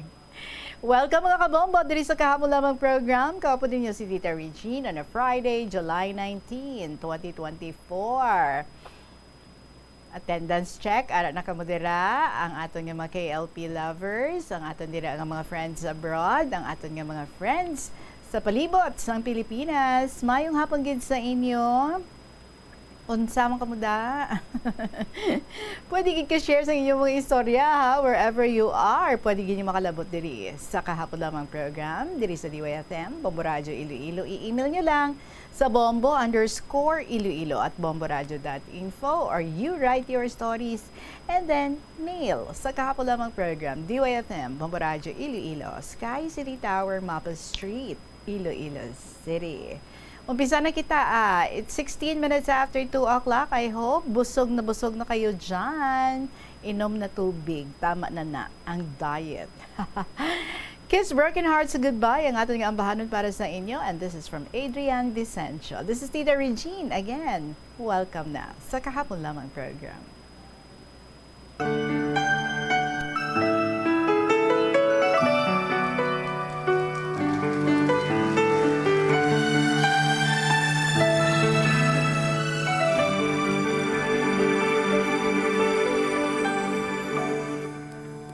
I thought you will forever be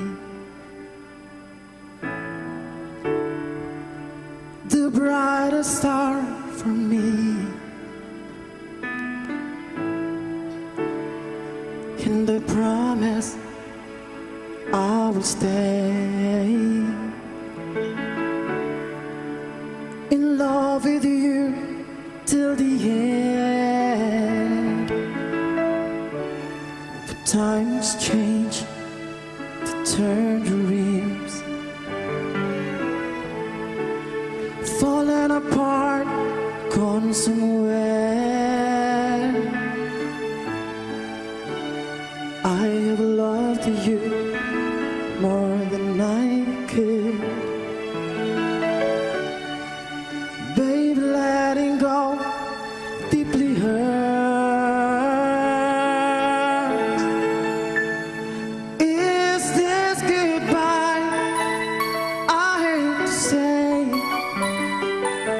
Be back in his arms.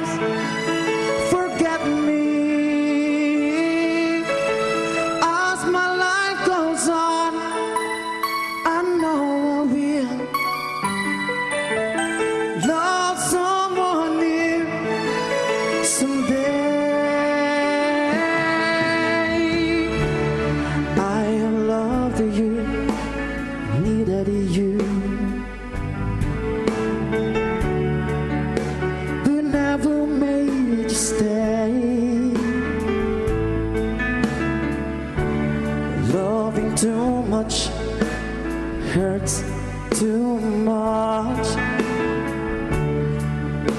The pain is here in setting free.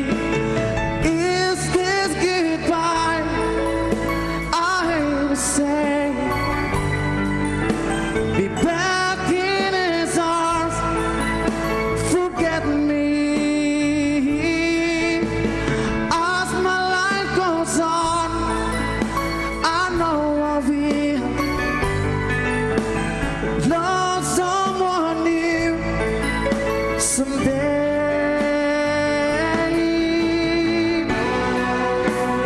Kiss broken hearts goodbye. All flame has to die.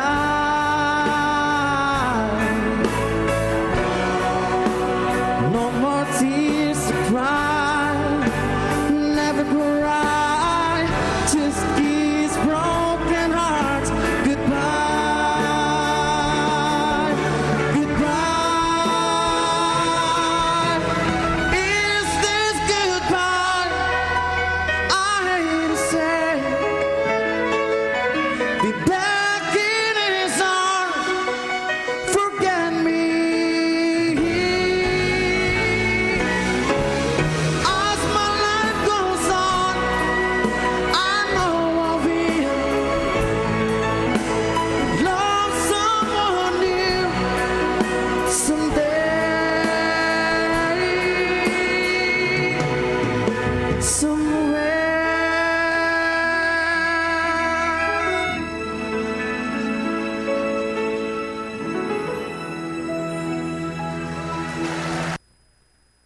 Kiss broken hearts goodbye. Mend your broken hearts na para buo na liwat, no? Ang inyong heart, hindi na siya broken. Beautiful song on a beautiful Friday from Adrian Vicencio. Oras na para nga magsugod kita basa sa ato nga mga istorya. Thank you, Gid, sa ato nga first letter diri nga nagikan ini sa kay G sang 2nd District. This is a different G, ha? Lain man si Miss G, lain man ni siya, ya. Okay, although this is not her first time also nga mag-share diri sa KLP. Doon naka-share man ni siya last year.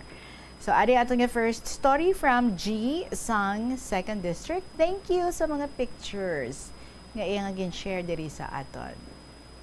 Dearest Tita Regine.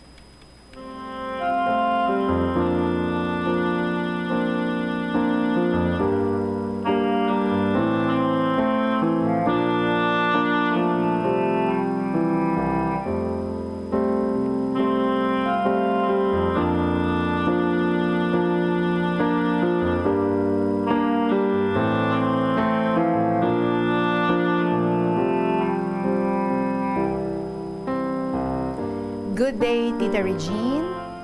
Gusto ko lang i-share ang akong kasaysayan about love and family to inspire others to value their parents' sacrifices for them.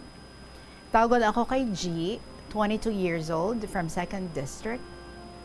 Abi mo, Tita, I never thought that I have this courage writing this letter since feeling ko ma-flashback ang mga masakit nga hitabo sa pamilya ko nga never ko gin-expect na matabo at an early time.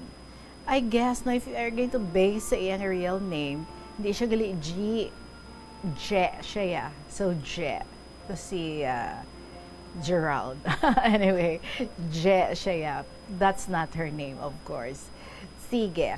And by the way, Tita, this is my 3rd time writing in this program, Kabombo, and I feel nga comfy sa feeling bala nga na totally to inspire others but to feel loved and most of all, valued of your feelings. So, Tita, pag-aumpisahan ta na. I am currently studying an enrolled 4th-year student in one of the semi-private universities diri sa aton sa syudad. And to tell you, the tuition is very masakit sa bulsa. Since wala ko kapasar sa public university, kay COVID gidto sa nagpa-enroll ko, and that was 2019 ata or 2020. I forgot na the exact year. So I need to be a working student since my father is just a construction worker and my mother is a housewife. I had to make double income to pay for my tuition and support my allowance para hindi ko naging pag-isarig sa akong boyfriend. Since I had my boyfriend na mas matured sa akon. Sa among relationship, we have a 19 years nga age gap. To give little details about us, naging kami sadsaran gid sa COVID-19. It was December 2019 when we were officially boyfriend-girlfriend. Since na-mention ko na, he was mature, 17 lang ko sa 2 and he was 36 kung hindi ko magalipat. Until nga naging smooth a relationship namon. But I never expected nga tubangon niya gid ang parents ko and handa siya nga hulaton ako nga makatapos. To the point nga siya na nagapaeskwela sa akon until now. And he promised my parents that he will support me. As I stepped into my college, tita, dito ko na-realize nga hindi na magadyang because hindi na ini high school life wherein ma-easy-go-lucky na lang. No. Iba ang college. Kapin pa kung hindi ka mandamo kwarta. So I had no choice but magpangita obra kung sa diin I can work at the same time maka-eskwela. And thanks to God, since my first year up to second year, modular pa to due to COVID. And nag-start na face-to-face classes, second sem, second year na. And 2 days classes lang. So, pwede pa. And mayo man ang naobrahan ko, understandable enough, para pasugtan ko nga mag-work at the same time, mag-eskwela. And ang boyfriend ko, share kami sa tuition and allowance. Ang work ni tita is also sa construction man, and I was never ashamed of what profession he has. Because of that profession, makapatapos siya, kaisa ka degree holder. And I must say that I was proud of him despite sa mga circumstances niya sa life niya. He can manage and he can budget his money despite nga may mga galastuhan man siya. But at one moment, my happy moods, my laughter will turn into limitless pain and sadness. That will remain and will always remain painful in my heart and in our family. Before my third year, second semester ended, my younger brother called me. By the way, no, 4 kami ka mag-utod, ikaduha ako, ang amon subang pamilyado na, then ang manghod ko nga lalaki, ma-first year, and ang amon nga youngest is 3 years old. 3 girls and an only boy kami. So, nagtawag sa ako ng manghod ko, nagasiling, gindala nila father ko sa hospital, kay wala nakabugtaw. After hearing those words, tita, feeling ko, nabagsakan ako ng langit at lupa. I was not prepared. So from time to time, ga-contact lang ko sa mother ko kag sa mga utod ko about sa sitwasyon ni father ko. And he was 3 days in the hospital. And he was full of, I don't know what kind of apparatus it was attached to his body. Seeing him sa video call, I can't concentrate sa mga naubra ko. Hambal ko, mapuli ko, tapuson ko lang klase ko. It was Papa's third night. 50-50 na siya. In those days, we were not able to transfer him to other hospitals. Kay puno na ang mga hospitals diri sa city. We called every hospital but makater sila if gapungko lang. If gahigda, hindi ko na sila. Those were the times nga hambal ko sa kaugalingon ko, may eskwela ko mayad para hindi ko ron maagyan ang amudya nga sitwasyon. If ever the Lord will give me a chance to help others nga wala-wala, I will not hesitate to help them because I know the feeling. I was so lost, tita. My only crying shoulder was my boyfriend. Wala ko ginpakita sa family ko ang pain and true feelings ko. Kay base sila mag-give up man. Paano na lang? My papa's current situation that time, he was on oxygen and manumano na pump. Since ang ina nga hospital, way sila sa digital pump where need tani ni Papa para makabulig sa iya nga breathing. We have to pump non-stop because if we stop, he would die. Ang magulang ko was so tired but she never surrendered. Gabulos-bulos sila ni Mama and Manong. Ang husband sang magulang ko, sila ang gabulos-bulos pump. But Papa's heartbeat suddenly went 0 and they immediately revived him. And thankfully, he became stable again. So after nga nabatian ko ang ini nga mga updates, dali-dali ako nga naglisensya sa ako na obrahan if pwede ako makapauli since pagka next day pa man sa gabi, ang klase ko sa foreign language ko. Taranta ako. Why na ako kabalo? Ano nadala ko nga bayo? Ambot ko nakadala pa ako gamit? So nag-rush ko pangita taxi. I don't care how much it will cost as long as makita ko si Papa. So while ga-travel ko, I can't help but cry. I don't care about sa driver.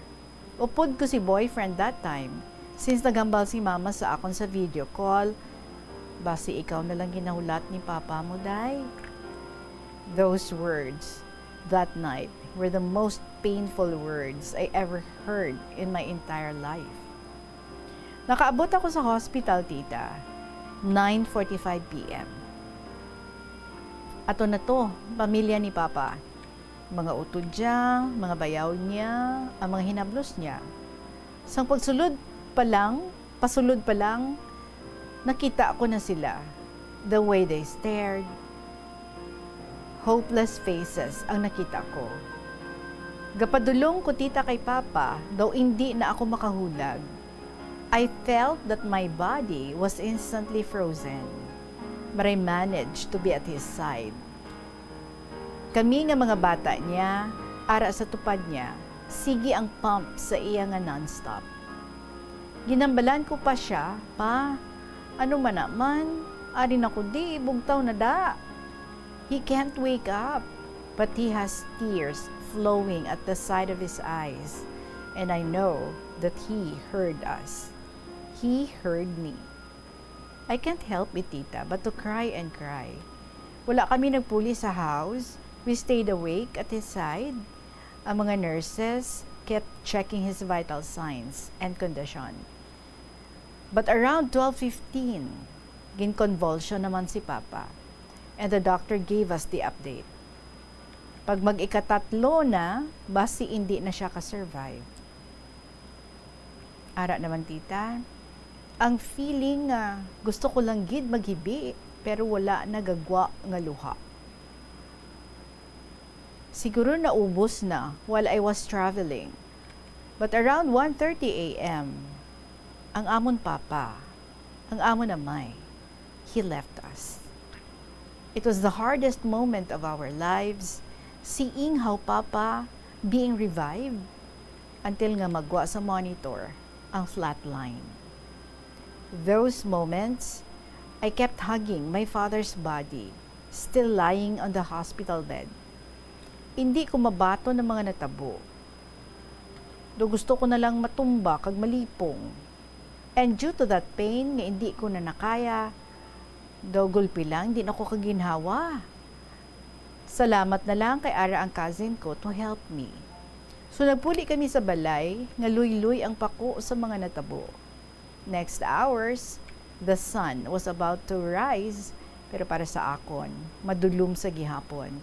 But we didn't have any choice, since fresh ang natabo. Bombo Chris, pwede natin ma-show na ang mga pictures? Taliyag lang. Alright. Wala kami sa intakto nga Baratyagon to process everything. It was good that our tita, Papa's sister-in-law, managed everything anay sa funeral. After a couple of hours noontime, we managed to be back at our senses. Kag nag-manage ako nga mag-prepare balik sa city since I have my foreign language final exam. And wala ako naka-review, tita. Istrikto ang professor namon. Pag wala ka kapasar, retake. Sa nabalaan sa mga classmates ko ang natabo, ginpailog na lang ko nila since wala mo na nagakadula ever since. Haha. So tanan kami pasar. After that, may mga activities sa school for our skills Olympics. But they understood my situation and they excused me and let me file some necessary papers to catch up to have grades. Sang inilang, last lang nga April na tabo tita, and 2 weeks before my 22nd birthday, Papa was gone. It was a birthday, but not a happy birthday. So before his 48th birthday, Papa died at the age of 47. It was the painful days of my life because after hearing the news, nga nakapasar ako bala sa training, assessment, and exam, nga amo ginapang muyo sang every student nga mapasaran, it was also the day he died. It was not really stated well sa mga natabo cause masakit pa batyagon ang natabo. Silingani nila, pahapaw lang daw na story. So it was 2 months since Papa left us already. Ang isa ka bulan nga haya namon sa iya was very worth it. Kapoy, tuyo, and masakit, pero kaya pa. Masakit man batyagon, nga sa hindi mapaktan nga oras kag tiyempo, kita mabayaan. I was close to my papa, sang bata pa ko, I was his ambok, because tambok daw ako. So ambok. Haha. Corny mo pa until now. Hehe. But during teenage life, danatakan ko bala tita, kay palahubog na siya. That's the reason why nangita ako work para makahalin sa balay kun adlaw. Kinatakaan ko sa giugtas. Pero you will realize the importance of a person if wala na siya. Kasad. Pero padayon lang ta. My purpose why I shared my story is to remind each and every one of us to value our parents' time. Not only our parents, but our loved ones and family, kaya hindi mapaktan ang mga nagakatabo sa kabuhi naton. Ma-realize mo lang ang importance nila if wala na sila. So samtang ara pa sila, cherish ang time and moments nyo sa ila. Kaya muna ang isa ka bagay na wala ko mapa-feel sa father ko na until now, kahinolsol ko. So love your parents because their love for you is endless. And by the way, tita, even if wala na si Papa na tindugan Japon sang boyfriend ko, ang mga hinambal niya sa father ko, nga patapuson gid ako, hasta masarangan niya. And sa tulad tita, we are happy together. Dili na ko gapuli sa amon, together with my family, since ma-OJT naman ko, and amo naman ni need ko para makagraduate. Budlay, pero ginakaya, kagkayanon. Sa tulad tita, happy ako sa side ni boyfriend ko, and despite all the challenges nga nag-abot sa kabuhi namon, wala kami pinabayaan sang aton Ginoo. God is good gidya. Sa 19 years gap namon ni boyfriend, I must say, tita, nga I'm happy now and always happy by his side. He is loving, caring, and most of all, trustworthy. Masaligan. Oh, that's nice. He is 41 and I'm 22. Sa subong, the 19 years ng age gap namon tita is nothing compared to the love and happiness that we felt for each other. Silinggani nila, age is just a number. And I bet, tuod man, because I never imagined nga makalabot kami almost 5 years na. And with that 5 years nga full of ups and downs, God never let us fall apart. So sa tulad tita, sige work niya, the same time man, sige study ko off campus. Gamay na lang nga push and matapos na. And I hope, if diin man si Papa Subong, kabay no, he is watching us, nga family niya, and I know proud siya sa ikadwa niya. So tubtub na lang diri akong kasaysayan and hoping to write the second phase of this story soon. I just want to end my story with a quote from Winston Churchill. Our family is a circle of strength of love. With every birth and every union, the circle grows. There is no doubt that it is around the family and the home that all the greatest virtues are created, strengthened, and maintained. Madamong gid nga salamat sa pagbasa. Ari di complete info ko, pero hindi na pagbasaha ha. Let me know if you're going to read it so that ma-surprise ko din sila sa balay. Yours truly, Je, sang 2nd District. So, Je siya ya. Alright. And, for the information of everyone, kagina, no? Before kita nga nag-start sa programa na-text ko siya and then naka-reply siya. So, that means, nga nagpamati siya subong. And ang ginamin niya na din, no, nga siguro proud siya sa ikaduhan niya. Ang namin, ikaduhan niya nga bata. Tag siya ini. Second child ini siya si Je. So still going strong ang relationship. Yes, age is just a number. Humble nila. Dito ka 5 years ka mo, that means, no, the love is so strong. And at the same time, nagaintindihan na higit. So I just hope, nga sa inyong relationship, both kamo are growing and both kamo nagapalapit sa inyong mga ginahandom sa inyong kabuhi.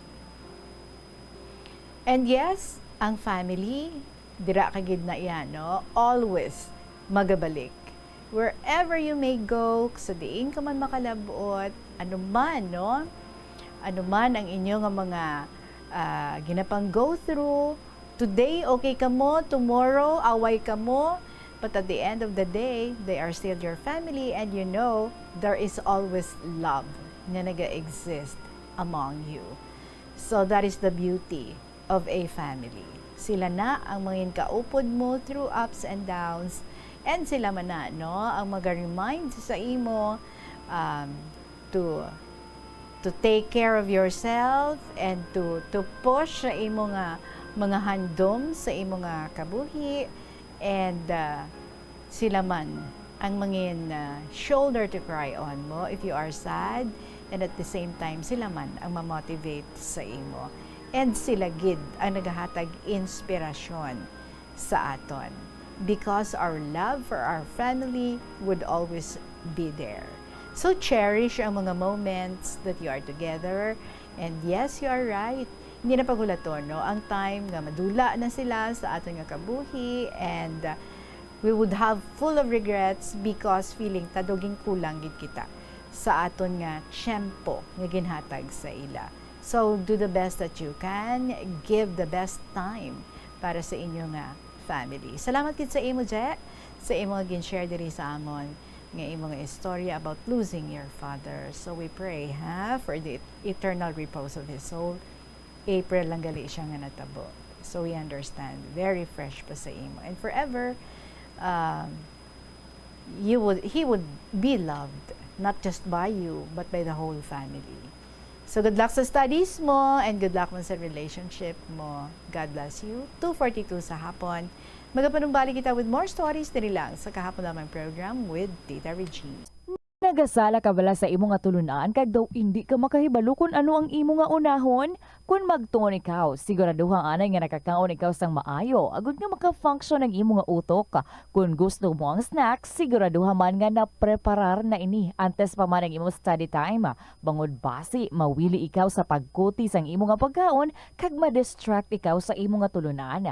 Siguraduhan man nga tapos na ang imo nga ulobrahon sa sulod sang balay para nga makalikaw sa interruption kag para sigurado naman nga maka-relax ikaw kung matapos mo na ang pag-review.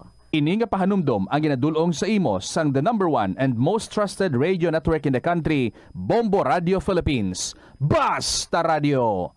Bombo!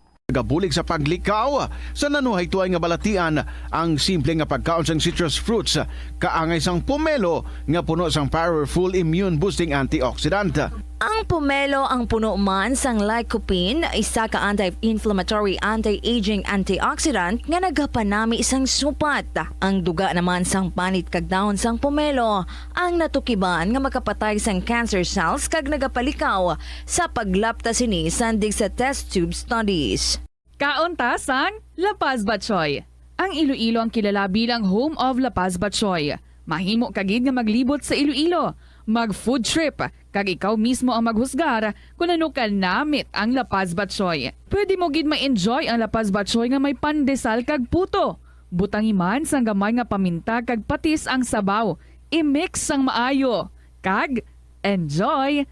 Kung kulang pa kag wala pa nabusog, pwede gid nga magpadugang sang sabaw. Sa kasakuon sa mga ginikanan subong, tumalagsahon na lang kamo nagaupod bisan magkaon. Apang bisan anuman kun tani nga kasakuon sang miyembro sang pamilya, hatagi gid sang oras nga kamo makaupdanay sa kalan-an o kun makalagaw kun wala sang trabaho. Kung nagaplano sa aktibidad agod nga maka-enjoy upod ang imong nga pamilya, tandaan nga ang focus nyo amo ang pag-spend sang inyo oras nga updanay kag wala dapat sang iban nga mga bagay nga ginapaminsar kaangay sang trabaho o kun homework. Pila ng imo edad? May savings ka na bala? Ang iban sa ato nagakabudlayan magkinot o kung mag-save sang kwarta. Apang paano bala iniumpisahan? I-separate ang wants kag needs. Pamangkuton ang kaugalingon kung bala kinahanglanon gid ang imo nga baklon.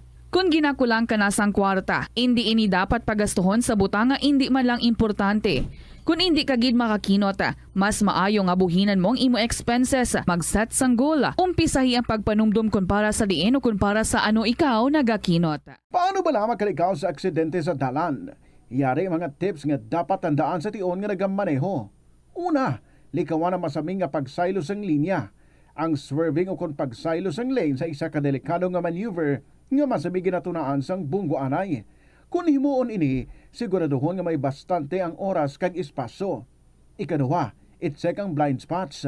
I-check ang mirrors kung clear ang alagyan. Magbalikid o kung maglantaw sa nagaagi sa ibang nga anggulo agod makasigurado nga maathag ang alagyan. Ang responsable nga driver ang masaming nga handa sa anuman nga aksidente.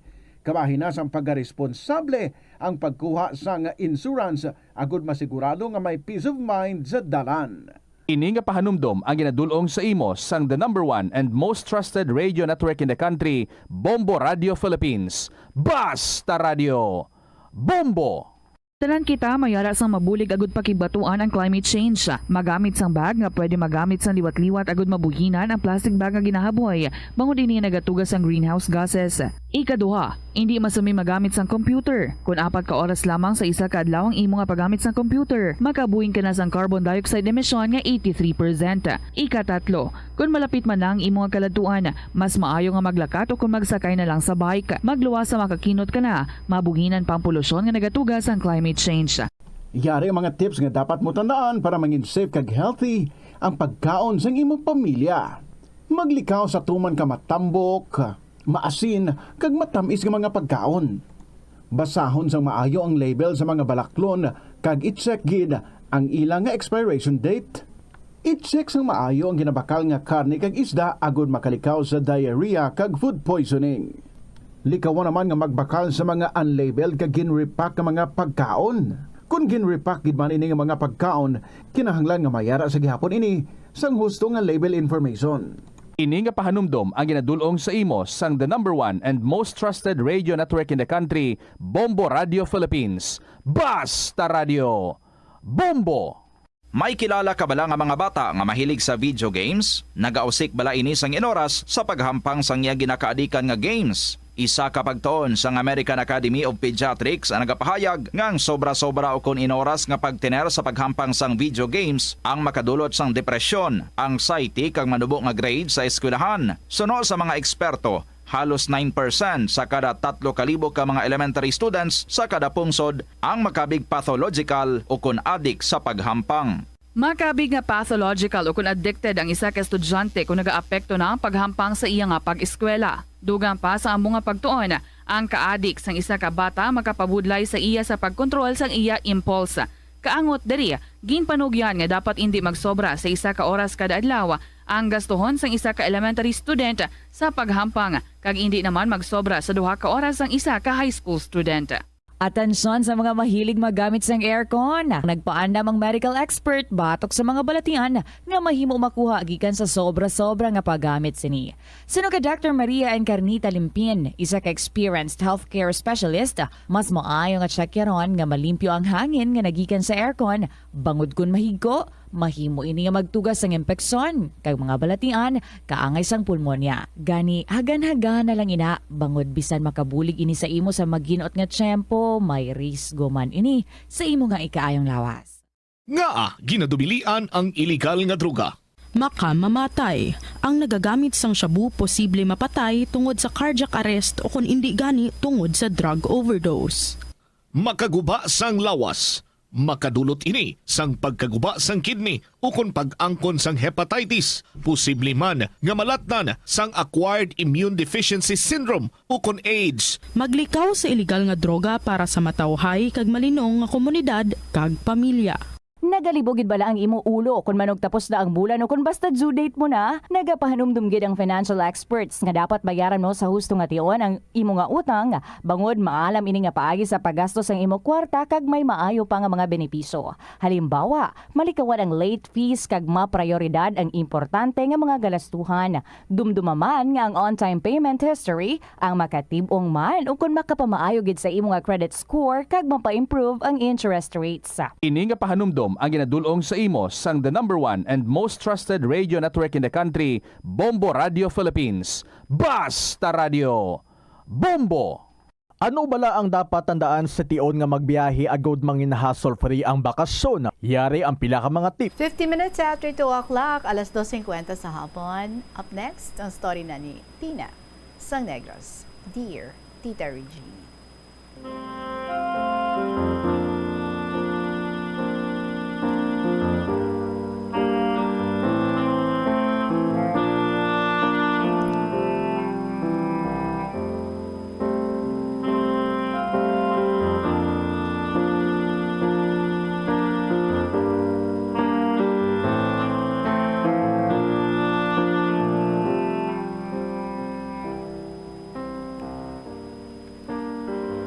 Mayong hapon, Tita Regine.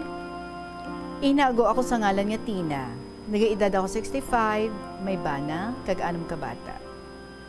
Suguran ko ako ni istorya sa ako dalaga pa lamang kag nagapuyo upod sa akong ginikanan. Subong man mga utod sa malayo nga lugar sa Negros Occidental. Ang amon balay malapit gid sa dagat. Amo na nga upod ako permis ang ako na may kun mangisda.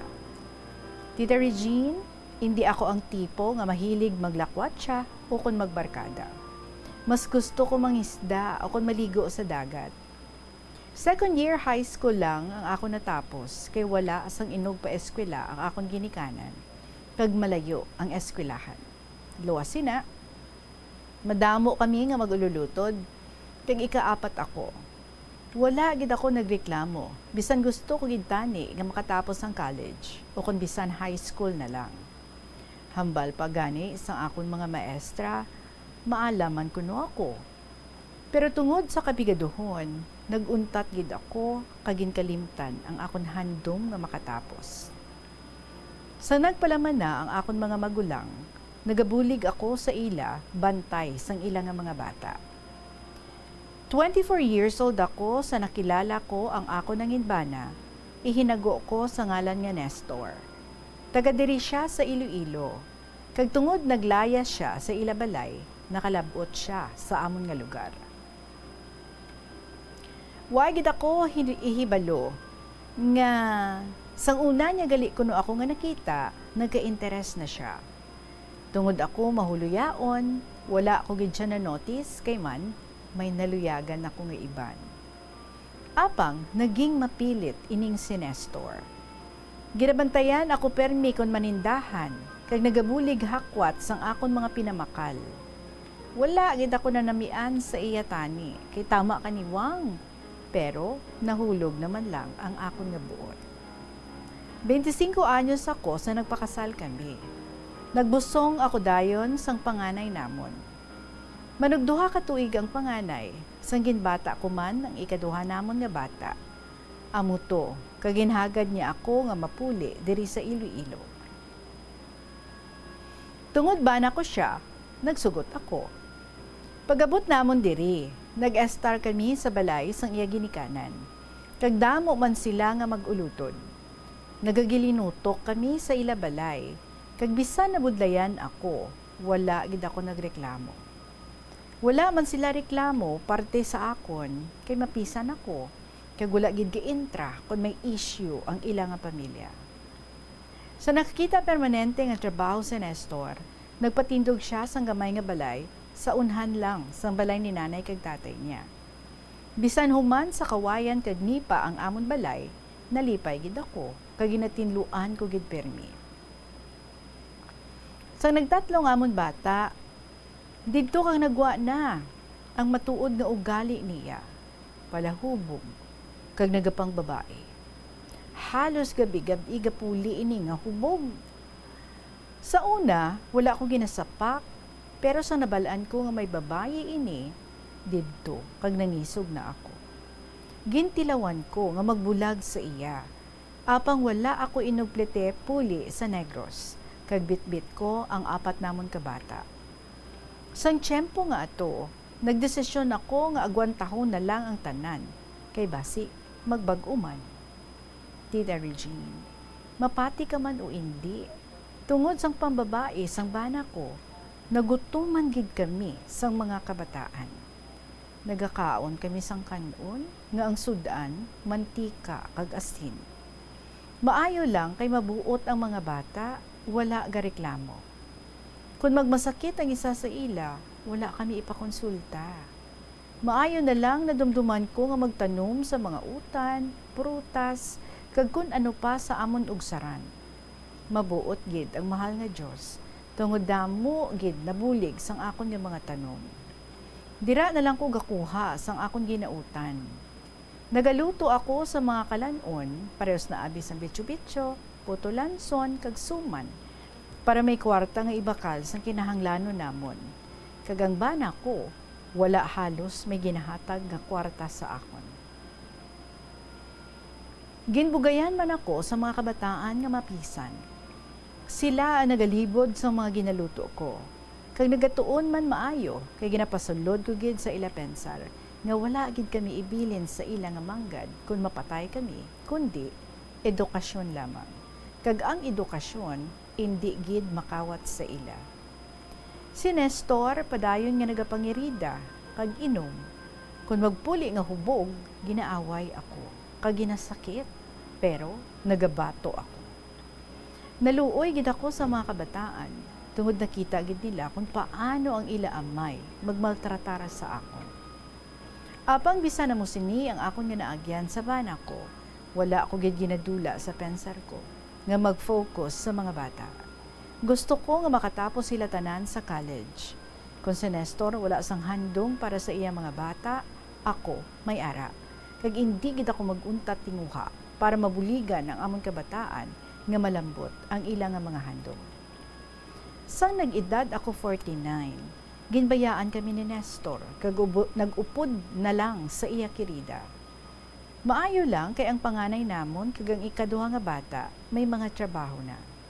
Hindi man matuod ako ang ila sweldo, pero nakabuli gid sila pa eskwela sa 4 nila ka mga manghod. Sang tiyempo nga ina, may gamay ako nga tiyangge. Sang 53 anyos ako, na-diagnose ako nga may breast cancer kag stage 4 na. Ginkuha gid ang akong tuo nga breast. Hambal sang doktor, kinahanglan ko gid nga mag-chemotherapy. Apang tungod hindi namon kaya ang balayran sa chemo, wala ako nagpasugot. May miga ako nga nagtudlo nga mag-change diet. Adlaw-adlaw, nagainom ako 1 ka baso sang carrot juice. Ang bata ko nga ikaduha, amo na gakagud sang carrots kag pugaon para fresh ang juice. Way kami inugbakal sang juicer abi. So, sobra man 3 ka tuig nga inom ko sang carrot juice kag sang special diet, sa kaluoy sa mahal nga Diyos, buhi pa ako. Pagkatapos ng ibayaan kami ni Nestor sang halos 10 ka tuig, nagbalik ini kay nagmasakit. Na-stroke siya. Tungod wala na siguro siya pulos para sa kirida niya, ginbayaan siya. Hindi ko gitani pagbatunon, apang ang bugtong ko nga anak nga babae amo ang nagpakitluoy, nga sugta ng ila amay magbalik estar sa amon. Tungod siguro sa kaakig ko sa iya, way gid ako plano nga asikasuhon siya samtang hindi na ini makatindog. Kay tungod may pilas nga dako sa tiil nga dawala gaayo. Ang bata ko nga babae ay nagatinlo sa amay niya kung magpuli ini halin sa trabaho niya. Naluoy ako sa bata ko, kay kapoy na sa trabaho, pag-abot sa balay, asikasuhon pa ang amay nga gamasakit. Amo to, nga nagdesisyon ako, nga ako na lang maalaga kay Nestor. Sa nag-ayo ini, pagkatapos ng daw 4 man kabulan, binayaan na naman niya kami, kay nagbalikay sila sang kirida niya. Matsyag ko, daw malupok ang akong dughan sa kaakig. Hindi para sa akon, kundi para sa kabataan niya, ilabi na sa anak namon nga babae. Pero, wala gani na tuigan, gin-stroke naman siya liwat, kag this time, apektado na ang iya panghambal kag panglakat. Nagpuli liwat sa amon. Wala kami mahimo, kundi batunon kag alagaan, hasta nga nagtaliwan siya. Tita Regine, bisan miserable ang akong kabuhi bilang asawa ni Nestor, akuon ko, nga siya gid lang ang lalaking ginpalangga ko. Sa nagtaliwan siya, naghibi ako, tungod madamo sang nauyang nga tiyempo, nga tani, naging malipayon kami. Naghibi ako tungod nagtaliwan siya nga wala gid kapangayo patawad sa akon, kag sa mga kabataan namon sa iya mga kakulangan. Nagtaliwan siya nga masubo ang iya kabuhi tungod wala niya na-enjoy ang pagpalangga sa iya asawa kag mga kabataan. Tungod didto siya sa iban nga babae nag-uyang sa iya tiyempo nga kwarta man lang niya ang ginlagas. Subong ang akon ginapangamuyo ngang akon mga kabataan nga lalaki hindi magsunod sa ila amay nga palahubog kag babaero. Hindi ko gusto nga madangtan nila ang nadangtan sang ila amay. Hindi ko gusto nga mangin miserable ang ila pangabuhi. Kagatagan sang sakit sang buot ang ila mga asawa kag kabataan. Tungod nagapati ako nga ang mahal nga Dios nagalantaw sang aton nga ginabuhat diri sa duta. Kag wala sang sala nga hindi paggabayran. May kabayaran gid ang tanan nga ginabuhat naton. Kung maayo, may premyo gid kita halin sa langit. Kung malain ang aton ginabuhat, may parusa man halin sa aton Dios. Tani makapulot sa maayo nga leksyon ang mga nagapalamati sa akon nga istorya. Salamat sa oportunidad nga masaysay ko ang gamay nga parte sang akon kabuhi. Tita Regine, salamat sa imo tiyempo para basahon ini. God bless us all. Tina sang Negros.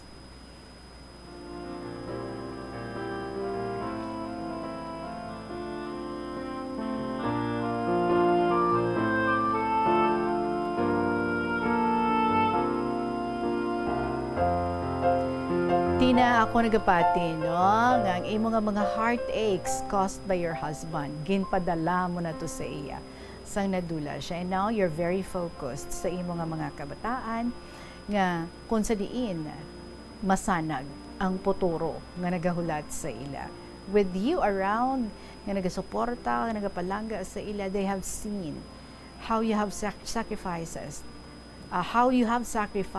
para sa ila. And I am sure nga ang tanan nga ina, they kept in their heart, kag nakita gid nila, kag gina-value gid nila ang tanan nga ginhimo mo, and I know they appreciated you so much for being such a very loving mother para sa ila, and bisan dako nga pagpasakit sang ibubuot ang ginhimo sa imo nga husband, yet you tried, no? Nga sa gihapon mangin maayo nga asawa para sa iya. But anyway, he is already gone, and now you have a life so full of opportunities, and all the best. Bangod ara ang imo nga mga kabataan nga kung sa diin amugid ang nagahatag sa imo sang kalipay kag inspirasyon. Thank you so much sa imo Tina for this beautiful story nga gin-share mo man diri sa KLP. Panawagan ko lang ha, alert sa kay James sang Tigbawan Kabatuan. James, wala ikaw sang contact number nga ginbilin diri, but I hope ha nga tomorrow maka-appear ikaw, maga-interview na ako sa imo. So kadto ka diri sa station before 2 o'clock, dala ka sang imo nga ginpa-Xerox, 2 copies sang imo nga ID. Before 2 ari ka na diri ha, ikaw ang ato nga winner last week. So interview time mo tomorrow is 2 p.m. So please be here.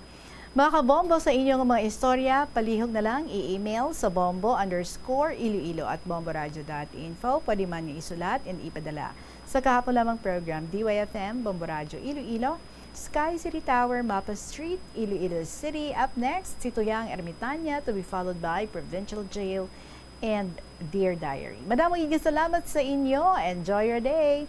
Sa gihapon ninyo alagad si Tita Regine para sa kahapon lamang program. Good afternoon and God bless.